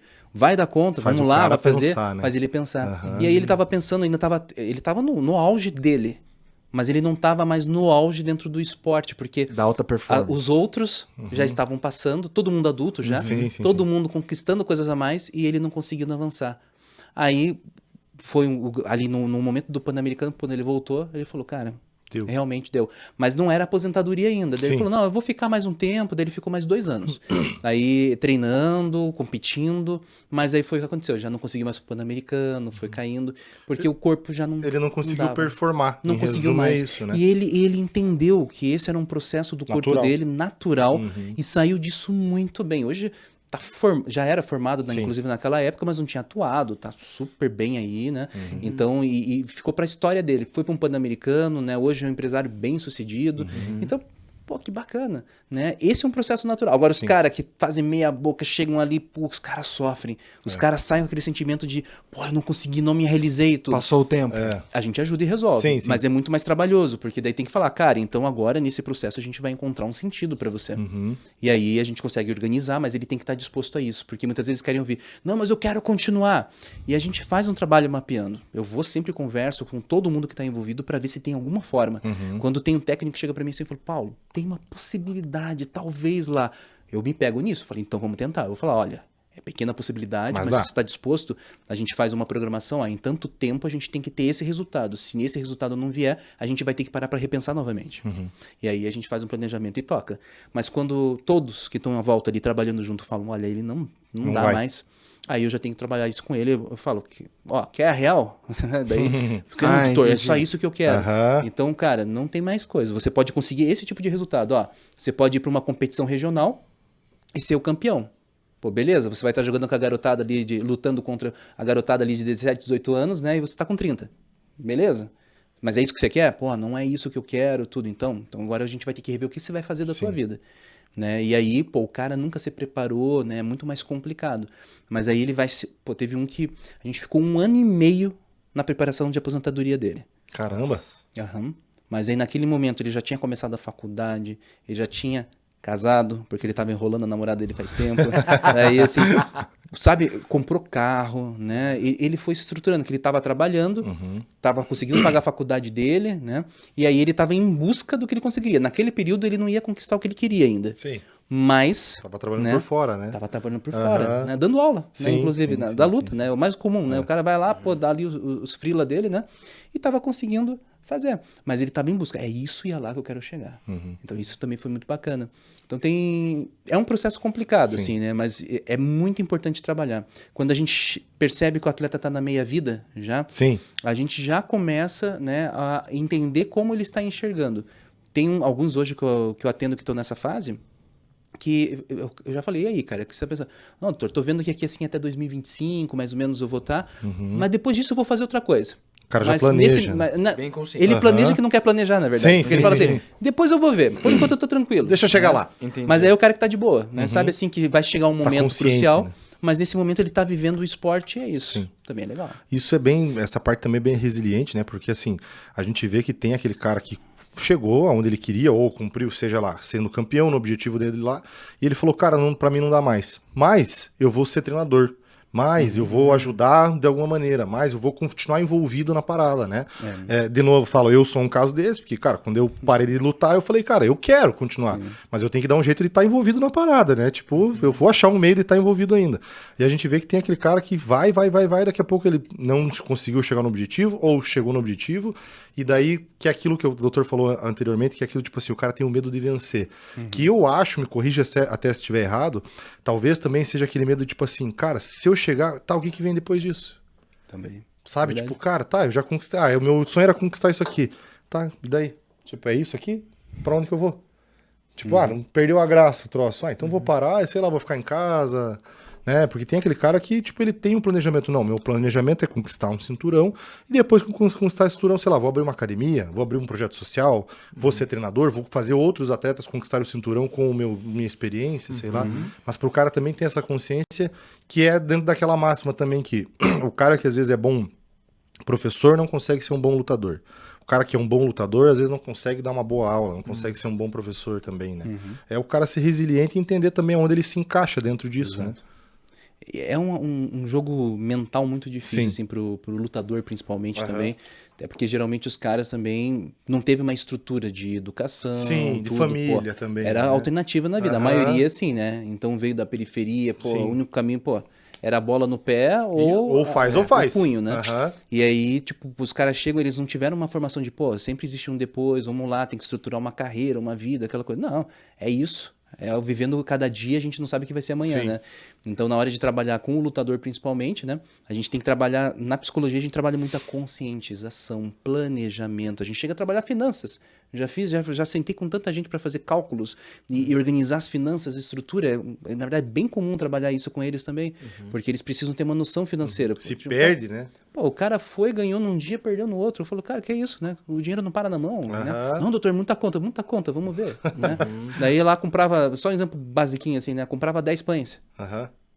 E ficava lá duro, dá o pão lá, E jogava aonde que fora. tá indo essa grana? Né? Pô, compra 5 pães. Aham. Você economizou dinheiro, segura esse dinheiro, guarda, pá. É um exemplo básico, né? Sim, De gestão individual. E aí eles vão entendendo que eles podem muito mais. Né? Sobre esse negócio de aposentadoria, assim, eu sempre lembro do o Denilson, que foi pentacampeão lá de futebol, lá hoje é comentarista da Band lá. Ele sempre fala que o atleta ele tem 2 mortes, né? Uma quando é a morte mesmo dele, de vida, e a aposentadoria, né? Pensando sobre isso, assim, existe como posso falar assim, casos muito altos, assim, por exemplo, de depressão com os atletas, não só em relação à aposentadoria, mas em relação ao esporte como um todo, porque quando a gente fala sobre alta performance, a gente sempre pensa em resultado. E quando a gente fala em resultado, a gente fala de vitória. Todo mundo lembra do primeiro lugar, ninguém lembra de quem foi o segundo ou o terceiro. Né? Igual aquele gancho do cara do Falcão lá, o cara fala. Do Segundo Falcão. lugar, fede! Lembra, cara? Então, tipo, enfim, existe essa taxa, assim, de combate à depressão em relação a isso? Ou existe uma taxa muito alta de atletas, assim? Qual seria a melhor forma de, sabe, estruturar isso? Porque mentalmente, né, quimicamente, eu não sei muito bem qual seria estado... Eu sei o que são estados depressivos, né? Nesse sentido, né? Pô, Sim. Depressão mesmo. depressão mesmo, assim, ou quais são os gatilhos para isso? A pessoa, ela nasce com isso, ela desenvolveu, ela quis desenvolver, ela se deixou desenvolver com vários gatilhos, por exemplo, que a gente falou de se auto-sabotar ou coisa parecida com isso. Como é que funciona mais ou menos? Na verdade, tudo isso que você falou acontece. Tem várias formas, né, de você desenvolver a depressão em si ou ter características depressivas. E dentro do esporte, o esporte, ele gera muitas alterações emocionais. Né? É muito poderoso, né, o esporte. Tem muitos casos de depressão, sim. Né? Eu não trabalho muito com casos de depressão porque o público que chega até mim é um público que está ativo e querendo. Até porque eu não atendo todo mundo, assim, né? Eu já faço uma seleção. Uma triagem. Né? Uma triagem na primeira entrevista que eu faço. E eu explico como que é o trabalho. Já teve atleta meu que falou, eu vou dar uma pensada e não voltou. Não sou eu que recuso. Pra ninguém... Justo. eu não Sozinho fico... o cara já Você ainda deixou, falou, já. graças a Deus, vai embora. Não, então. tá beleza. Vou ver e te aviso. O famoso vou ver e te aviso. Mas eu não nego o atleta, mas eles acabam negando o processo, porque eles sabem que eles vão ser exigidos. Como eu falei pra vocês, eu faço o quê? Um treino mental. Eu falo, você vai ter mais um treinador na tua vida, vai ser um treinador mental. E eu vou exigir isso daqui, eu vou esperar retorno. Se não tiver retorno, não tem trabalho. Né? E aí já teve casos de atletas que eu encaminhei para minhas psicólogos que trabalham comigo lá na clínica. Falei, vai com ela, vai com fulana. Não é comigo. Não é comigo? Comigo é quem quer.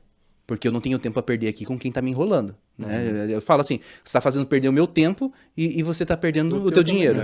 Não, né? E aí eu falo, o que acontece? A gente tem que estar aqui com um objetivo, né? Que é quebrar essas barreiras internas. Então, assim, casos de depressão acontecem comigo, a gente identifica mais características depressivas, não a depressão em si. Mas já teve casos de atletas com depressão, até porque já tinha histórico na família e desencadeia muito mais fácil. Então tem que fazer uso medicamentoso. E aí tomem cuidado todos os atletas aí que estão ouvindo também, porque vão ter que consultar um psiquiatra, né, que é o médico que trabalha, né, com processo mental, para o quê? Para não cair no doping. Dependendo do esporte, né, isso é muito brutal, pode eliminar a pessoa não só de um jogo, né, mas durante Acaba anos. com a carreira. E acaba com a carreira consequentemente, né? Então, tem que verificar o tipo de medicação que pode tomar que não caia no doping. Tem uma lista, né, dos medicamentos proibidos, né? E aí cuidar. Mas também as características depressivas, elas vão sendo desenvolvidas de acordo com o tipo de estímulo. A gente tem efeito rebote também, atletas que estão altamente estimulados e tem uma época, um período, por exemplo, de férias. Agora, no meio do ano, aconteceu isso. Quantos atletas fazendo treinos indevidos?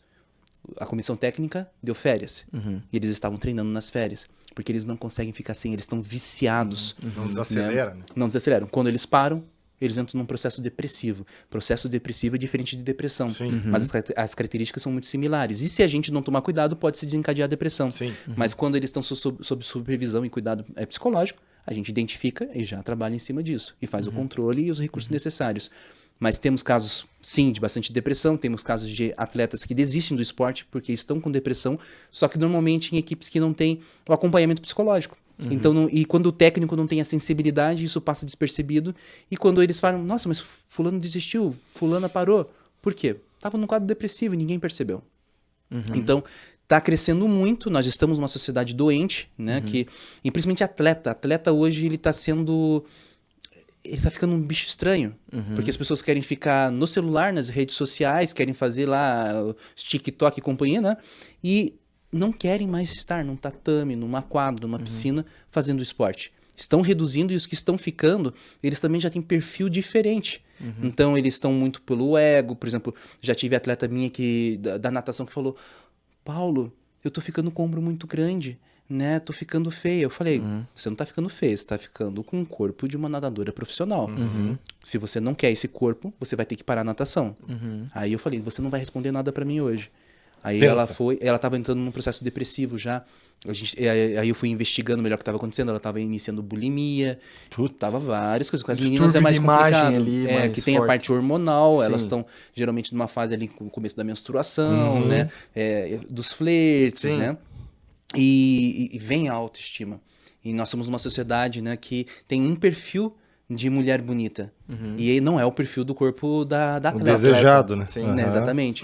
E aí eu coloquei isso pra ela, dei algumas semanas, a gente foi trabalhando outras questões e eu falei, e aí, pensou? Ela falou, Paulo, eu pensei. Eu quero continuar. Que legal. Falei, perfeito. Mas a gente vai trabalhar agora. Ela pensou que ia ficar nisso, né? Aham. Falei, agora a gente vai trabalhar a tua autoestima pra que você se aceite, pra que você se olhe verdadeiramente no espelho, se reconheça como é e goste de quem você é. Ela, então tá bom. Aí a gente foi trabalhando e ela falou, nossa, meus ombros ficam até bonitos, fica legal. Ela já tava assim no final desse jeito, né? E isso é muito bacana, porque ela tava com um corpo bonito. Só que ela Não tava enxergando. ela tem que reconhecer assim mesmo, ela não tem que fazer isso pro outro. Ela tem que se gostar, porque a gente gosta de quem se gosta, a gente gosta de quem se acha bonito. Sim. A gente vê lá uma mulher bonitona com um cara bem feinho, né? E aí a gente fala, oh, tem dinheiro, né? Julga já, né? Ou alguém tá saindo. Tá levando golpe aí nessa situação. Ou é um cara com autoestima que tá super bem com si mesmo, né? Que a mulher vê a beleza nele, porque ele se gosta. Né? E vice-versa, né? Sim. Também, você vê lá um cara com uma mulher, você fala, mas por quê? Né? Vem dessa autoestima. Então, trabalhar muito a autoestima do atleta é essencial, não só para a questão estética, mas para a questão do rendimento. E depressão também é desencadeada, porque eles não conseguem o resultado que desejam. E aí eles falam, pô, eu não consigo, eu não sou nada. Por isso que eu falo, comigo é mais difícil porque eu já faço um preventivo, eu já sei que isso acontece e eu consigo evitar com os meus atletas. Então, assim, trabalhar casos de depressão é mais difícil. Mas já chegaram alguns casos de depressão e eles acontecem muito. Mas acontece quando não tem acompanhamento. E ela é, de fato, assim, silenciosa, por assim se dizer. silenciosa. Porque eu até lembrei agora, no começo do ano, eu tinha visto 2 reportagens que faziam um comparativo de um jogador lá do Manchester United, aquele Sancho.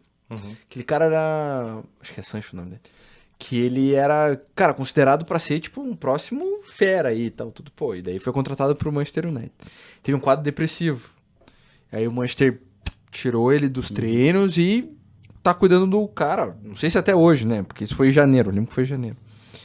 Passado um tempo, teve um caso de um jogador do Red Bull Bragantino e ele se matou.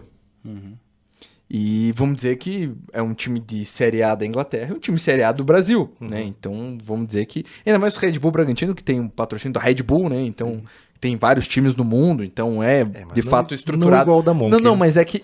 com certeza. mas é um time estruturado, vamos se dizer assim, né? Por assim se dizer. Por que não se consegue, digamos assim... analisar de fato quando isso a ponto do Antecipar, cara antecipar, cara, porque porra, os caras lá conseguiram, por que aqui não deu? E daí, putz, você vai ver o cara se matou, velho. Depende, primeiro, Tem algumas situações que ficam mais escancaradas e você consegue perceber na hora que a pessoa não tá bem. Tem outros que os sintomas são muito sutis. Silencioso demais. Na maior parte das vezes consegue se identificar quando tem pessoas que estão realmente próximas. Mas aí vai da individualidade de cada um também, né? Vem de quem tá à volta dele, sabe? De estar acompanhando. Então, assim, a gente fala assim, de repente, por exemplo, no Brasil acontece isso muito. No profissional, são poucas equipes que têm psicólogo. E quando é o psicólogo é sucateado. Sim. Porque o que acontece? Mais barato, sei lá. Sim, e também tem outro fator. Ele tem que cuidar de uma equipe gigantesca E do não dá profissional. conta. Quantos jogadores tem lá? Ele tem lá algumas horas para fazer um coletivo, um trabalho em equipe, um grupo. E às vezes vai trabalhando individual. A maior parte das vezes é assim. Então é um trabalho mais superficial. Ele não tem tempo de conhecer profundamente. Não sei como que é o caso da equipe específica, como era na época também. Mas muitas vezes se a gente fala assim, nossa, mas tem um profissional lá. Por que o profissional não percebeu? Porque não foi dadas as condições necessárias para ele perceber esses mínimos detalhes. O cara não foi dado suporte, estrutura pra ele também. Exatamente, mas deveria. Né? Não é justificar. Explica um pouco, mas mas não não é. justifica. Mas o fato é que geralmente a gente tem que fazer um trabalho e a gente faz isso. Né? Até vou dar uma palestra para uma equipe nesse final de semana e falando sobre o trabalho em equipe, porque eles não estão tão conectados uns com os outros. E é por causa disso, trabalhar em grupo, olhar para o outro, ser parceiro de verdade. E quando a gente consegue trabalhar, por isso que a gente não precisa estar ali olhando um a um. Se a gente faz um trabalho, trabalha a consciência do grupo para eles serem a unicarne, pô, de repente eles chegam lá, bate na porta da psicologia, do técnico, de quem for, falar, pô, olha, né, chega lá pro técnico, professor, pô, fulano tá estranho ali, tá acontecendo Conversa umas coisas com ele ali, lá. troca uma ideia, exatamente. Aí o técnico vai lá, pô, o que tá acontecendo? Então, o grupo inteiro tem que estar de olho, um ajudando o outro. Sintonia, né? Exato, pô, de repente você chega ali, você percebe no tatame, na hora ali da hidratação, pô, daí chega o cara, demora, anda mais devagar, não interage, tá todo mundo batendo papo, rindo, caçoando lá, e ele tá lá mais no cantão, pô, daí na correria a gente não percebe. Sim. Mas a gente tem que trabalhar isso, todo mundo de comissão técnica que tá ouvindo aqui, tem que lembrar, poxa, eu tenho que reservar um tempinho, não precisa ser todo dia, mas pega uma vez na semana, né? Bota na tua agenda, tô falando mais pra comissão técnica mesmo, né? Pô, hoje eu vou observar mais. Aí você vai apitar no alarme lá no celular, hoje como técnico vou observar comportamento humano. E aí eu vou dar uma olhada, pá. O técnico que tá vendo aí falando assim, porra, eu não tenho tempo. Filma. Pega uma câmera e fica filmando o treino, depois você vai perceber algumas posturas. Então, assim, algum esforço deve ser feito para perceber essas nuances. Sim. E sempre que possível, dar uma conversadinha com cada um individualmente, entender como que tá. Às vezes não tem nada a ver com esporte. Pô, o cara tá ali no tatame, pô, treinando bem pra caramba, mas a vida dele tá totalmente desequilibrada, tá faltando alguma coisa pra ele, alguém tá doente na família, e ninguém, só tudo macetando, só exigindo e ninguém cuidando dele. E aí quando ele vê, pô, ele caiu na depressão. E aí, pô, a gente vê isso em futebol, na luta, pô, o cara facilmente vai pra bebida, vai pras drogas, e aí entra em outro tema aí, né, que é bem complicado também, que são já com todos os psicotrópicos envolvidos, e o rendimento vai caindo, ele vai se perdendo, o dinheiro também, e aí vão outras complicações. E tudo inicia também com esse processo depressivo. Então, ele sem esperança, sem expectativa. Então, o tema depressão é muito importante. Tá presente continuamente. Dos meus atletas, volta e meia tem picos depressivos. Mas a gente já pega, ei, que é isso, cara? Pô, já muda. Isso aqui, vamos mudar. Não, então, pô, o cara tem ali dias, né, que ele teve pensamentos depressivos e aí ele já encontra soluções para lidar com aquilo que tá preocupando ele. Sim. Isso é interessante também porque faz parte também do próprio treinador também tem que estar ligado nisso, né? O próprio treinador também tem que estar conectado com o próprio psicólogo se ele tiver essa oportunidade, né? Porque eu já vi, por exemplo, né, um caso que o cara lá, o atleta perdeu e ele veio lá do litoral, por exemplo, o cara bem humilde e tal, ele perdeu e daí acabou que o cara perdeu por um erro técnico, uma bobeira lá, e daí no vestiário o treinador dele falou assim, pô, cara, isso aqui não é pra você tem que voltar a vender picolé na praia, que isso aqui lá, quem sabe lá você daria certo e tal. Aí o cara que tava junto com ele lá de treinador falou assim, ô mestre, pô, cara, não é assim, cara, o cara vai... Não é assim que motiva o cara. Não. Você vai ver, cara, amanhã o cara vai voltar mais motivado, amanhã o cara vai estar ali, porque isso aí eu vou jogar na cabeça dele, ele vai lembrar lá do onde ele sofreu e amanhã ele vai estar bem. Cara, o menino desistiu. E era um menino assim que eu não tenho conhecimento, logo não vou dar o nome aos bois, mas, cara, o menino tinha um talento fenomenal. Naquele dia eu assisti a luta dele, ele realmente não estava bem. Foi um erro técnico, não foi por uma soberba, sabe? Tipo, ele foi na técnica ali mesmo, ele se antecipou e tomou um golpe e caiu. Perdeu, mas perdeu por um erro, uma falha técnica. O menino nunca mais voltou a lutar, cara. Até Tipo, hoje? acabou a carreira do menino. Botei ver. Nunca mais o menino voltou a lutar. Nesses dias teve um técnico do hipismo, que eu tava trabalhando com uma amazona, e eu falei pra ele, cara, se for... Ele dá liberdade também de falar, sempre Aham. bom, né? Falei, se for falar alguma coisa, fale coisa boa. Sim. Nessa competição não fale nada ruim, mesmo se acontecer alguma coisa ruim. Não isso é é hora. legal. Do treinador também tá conectado com isso. Né? É. Porque às vezes, cara, Essa tipo, rede, né, de comunicação. porque assim, trabalhar com a cabeça do... Esse exemplo eu uso muito, né? A faculdade ensina a gente a trabalhar com a cabeça dos outros, mas não trabalhar com a nossa, né? E com a nossa a gente também tem que estar aberto, né? Tipo, pra poder, tipo, cara, como é que eu lido com o atleta nessa hora? Mas daí também vai do ego do cara, da humildade do cara e falar assim, cara, eu vou precisar recorrer pra alguém, porque essa parte aqui eu não vou dar conta, O né? treinador, né, o mestre, quem for, ele vai entender que, pô, é mais um parceiro. Aham, vai me É, ajudar. Eu trabalho com muitos profissionais aí, eles entendem isso. Falam, pô, o Paulo não tá aqui pra pegar... Tanto que na maior parte dos locais as pessoas nem sabem que eu tô ali por trás ajudando, Sim, tudo, sim, né? sim. E por trás ficou feio, né? Mas aí... dando assistência, né?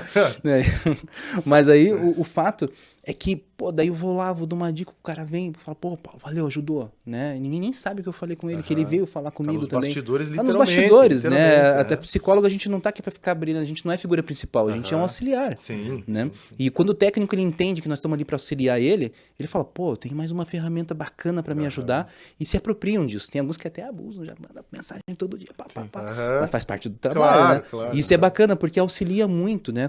Todos os atletas que a gente acompanha, que não desencadeia problema, dá menos trabalho no consultório daí, né? Porque Sim. daí chega ali, pô, o clima com o técnico tá bacana, tá legal, e a gente resolve, né, os pormenores. Mas essas situações mais inflamatórias deixam de acontecer ou se minimizam bastante. Aham. E aí desencadeamento de ansiedade, depressões, depressão. E também tem outros tipos de patologias que vão aparecendo, né? A gente tem casos, por exemplo, até de psoríase, né, em atleta, que é uma psicopatologia. Opa, bati aqui. É uma psicopatologia que vai descamando pele. Né? A gente tem casos de atletas que vão perdendo cabelo também, né? Como que é o nome do senhor? Porque a psoríase que tem. Psoríase. E por quê? É desencadeamento emocional. Gastrite nervosa, Sim. né? Dores de cabeça, enxaquecas. E são vários sintomas. E tem os também, né? De distúrbios alimentares também. uma bulimia, Come como demais, tu colocou da bulimia, menina lá. anorexia. Né? Então são casos aí que aparecem, muitas vezes desencadeados por conflitos com técnicos, com colegas de treino, né? Família. E quem é parte da equipe técnica tem que estar atento também a esses sintomas, né? E auxiliar. São muito, daí cada esporte tem algumas patologias que se destacam mais, Umas né? particularidades, né? Mas o ser humano é muito complexo e qualquer coisinha pode interferir. Né? Por isso que quem faz acompanhamento contínuo evita. Né? A gente já percebe. Eu mesmo, volta e meia, entro em contato com uma mãe, com um pai, com um marido, com um filho, já entrei em contato, né? Dependendo sempre da idade. Eu atendo dos 9 aos 65 anos. Cara, Né? nossa, Então a gente, legal. é uma gama de atletas, assim, bem em faixa etária bem ampla, né? E em toda situação a gente entra em contato com família, com comissão técnica, com o que for necessário. Né? Porque tudo faz parte, né? O ser humano não vive só disso, né? Se ele tiver alguma parte solta, isso vai resultar no desempenho dele. Sim. Ai, ai. Quanta informação, né, meu querido? Mais uma aula, né? Pelo amor de Deus. Mais uma Agora aula. aquela pergunta que não quer calar, meu querido. Gostou? Foi bom gostoso, pra você? doutor? Tá acabando já, infelizmente. Foi bom pra você? Com a Monk aqui, né? Pô, O cara pegou. A gente ficou até mais com a Monk animado, deu né? energia, eu pensei que era 5 horas essa conversa, né? Foi Não, bom, né? Foi muito bom. Já estamos aqui há quase 2 horas já. Caramba, querido. cara. Passa Mais- assim, ó. Mais Foi uma rápido. aula. Coisa linda, isso aí quer dizer que foi bom. Queria agradecer muito aqui o convite de vocês. Pô, muito gostoso estar batendo papo, falando um pouco da psicologia do esporte, né? Legal. Fantástico. Não, boa, a porta tá sempre aberta. Sempre aberta pra ti, doutor. É um prazer ter você aqui. E mais do que isso, né? A gente sempre busca passar muito conhecimento pra quem tá aí no TFCast como um todo. Pra quem não sabe, o Paulo cuida dos atletas da TFO também, dos nossos 10 atletas. Então tá lá ouvindo todas as choradeiras e falando mal e tristeza e vai. Xingando o Pedrinho. Me xinga direto lá e tal. Mas o Paulo é um cara que ele é muito importante pra nossa empresa também. A gente fala que é um dos maiores ativos que a gente tem aí também. Então, obrigado por ter aceitado aqui também e estar com a gente. Meu querido, algumas informações aí? Sim, nós esquecemos de falar do Spotify no começo, meu jovem. Ah, pois é verdade. Se você chegou até aqui, teve a possibilidade, e mais do que isso, a coragem de nos ouvir até aqui, não esqueça de dar aquelas 5 estrelinhas do Spotify. E lembrar que o pessoal fala bastante, fala assim, poxa, eu nem sabia que tinha no Spotify. Pois é, Tem no estamos Spotify. Estamos lá, graças ao nosso querido Gustavo, Bianca e Hamed, que são do PA Podcast. E é isso aí. Acabou a nossa primeira temporada, querido. Esse é aquele momento na Netflix que você fala assim, céus, será que haverá uma segunda temporada? Ou será que é? Graças a Deus que acabou. Não aguento mais ouvir esse tipo Puta de gente. que cara chato. Meu Deus do céu. Mas Não, enfim, Vem muita coisa boa por aí. Vem. Aguardem. vocês vão ter que engolir a gente ainda. Por muito tempo. Tem muita coisa pra acontecer. Como disse LeBron no seu último discurso, falaram que eu iria me aposentar, pois bem, não será hoje. Muito bem, mas queridos, prazer ter vocês até aqui na nossa primeira temporada. Agradecemos também ao nosso querido PA Podcast, Gustavo, Bianca, Hamed, que estiveram conosco nessa primeira temporada e vão estar na segunda, porque não tem outra opção. Nenhum outro lugar quer estar conosco a não ser eles. Ninguém nos aceita. Ninguém nos aceita. Queremos estar com eles e queremos estar com eles também, são ótimas pessoas. E agradecendo também aos nossos novos patrocinadores, ao Thiago Diesel. Então lembre-se, se você quer fazer um remap, já falei direitinho, remap no seu carro, que seja movido a diesel, se você quer dar um gás nele ali, ó, fala com o Thiago Diesel lá também, a gente tá com o site aí, depois vai aparecer na nossa descrição no YouTube. Agradecendo também a galera da Monkey, que dá essa energia de abalar pra nós aqui. E é isso, meu querido. Quer mandar mais um beijo? Não, hoje estamos tudo certo. E é isso aí, nos vemos, mas em breve. Daqui a pouquinho vamos tirar um período de férias aí. Mas fique ligado que agora vai ter bastante corte nesse próximo mês que está vindo aí. Vamos fazer uma recapitulação de todos os nossos episódios, inclusive este que está aqui. Então fique ligado que tem muita coisa boa aí vindo, tá bom? Um beijo pra vocês. E é nóis. Tchau. It's time! TFCast, o podcast da TFO.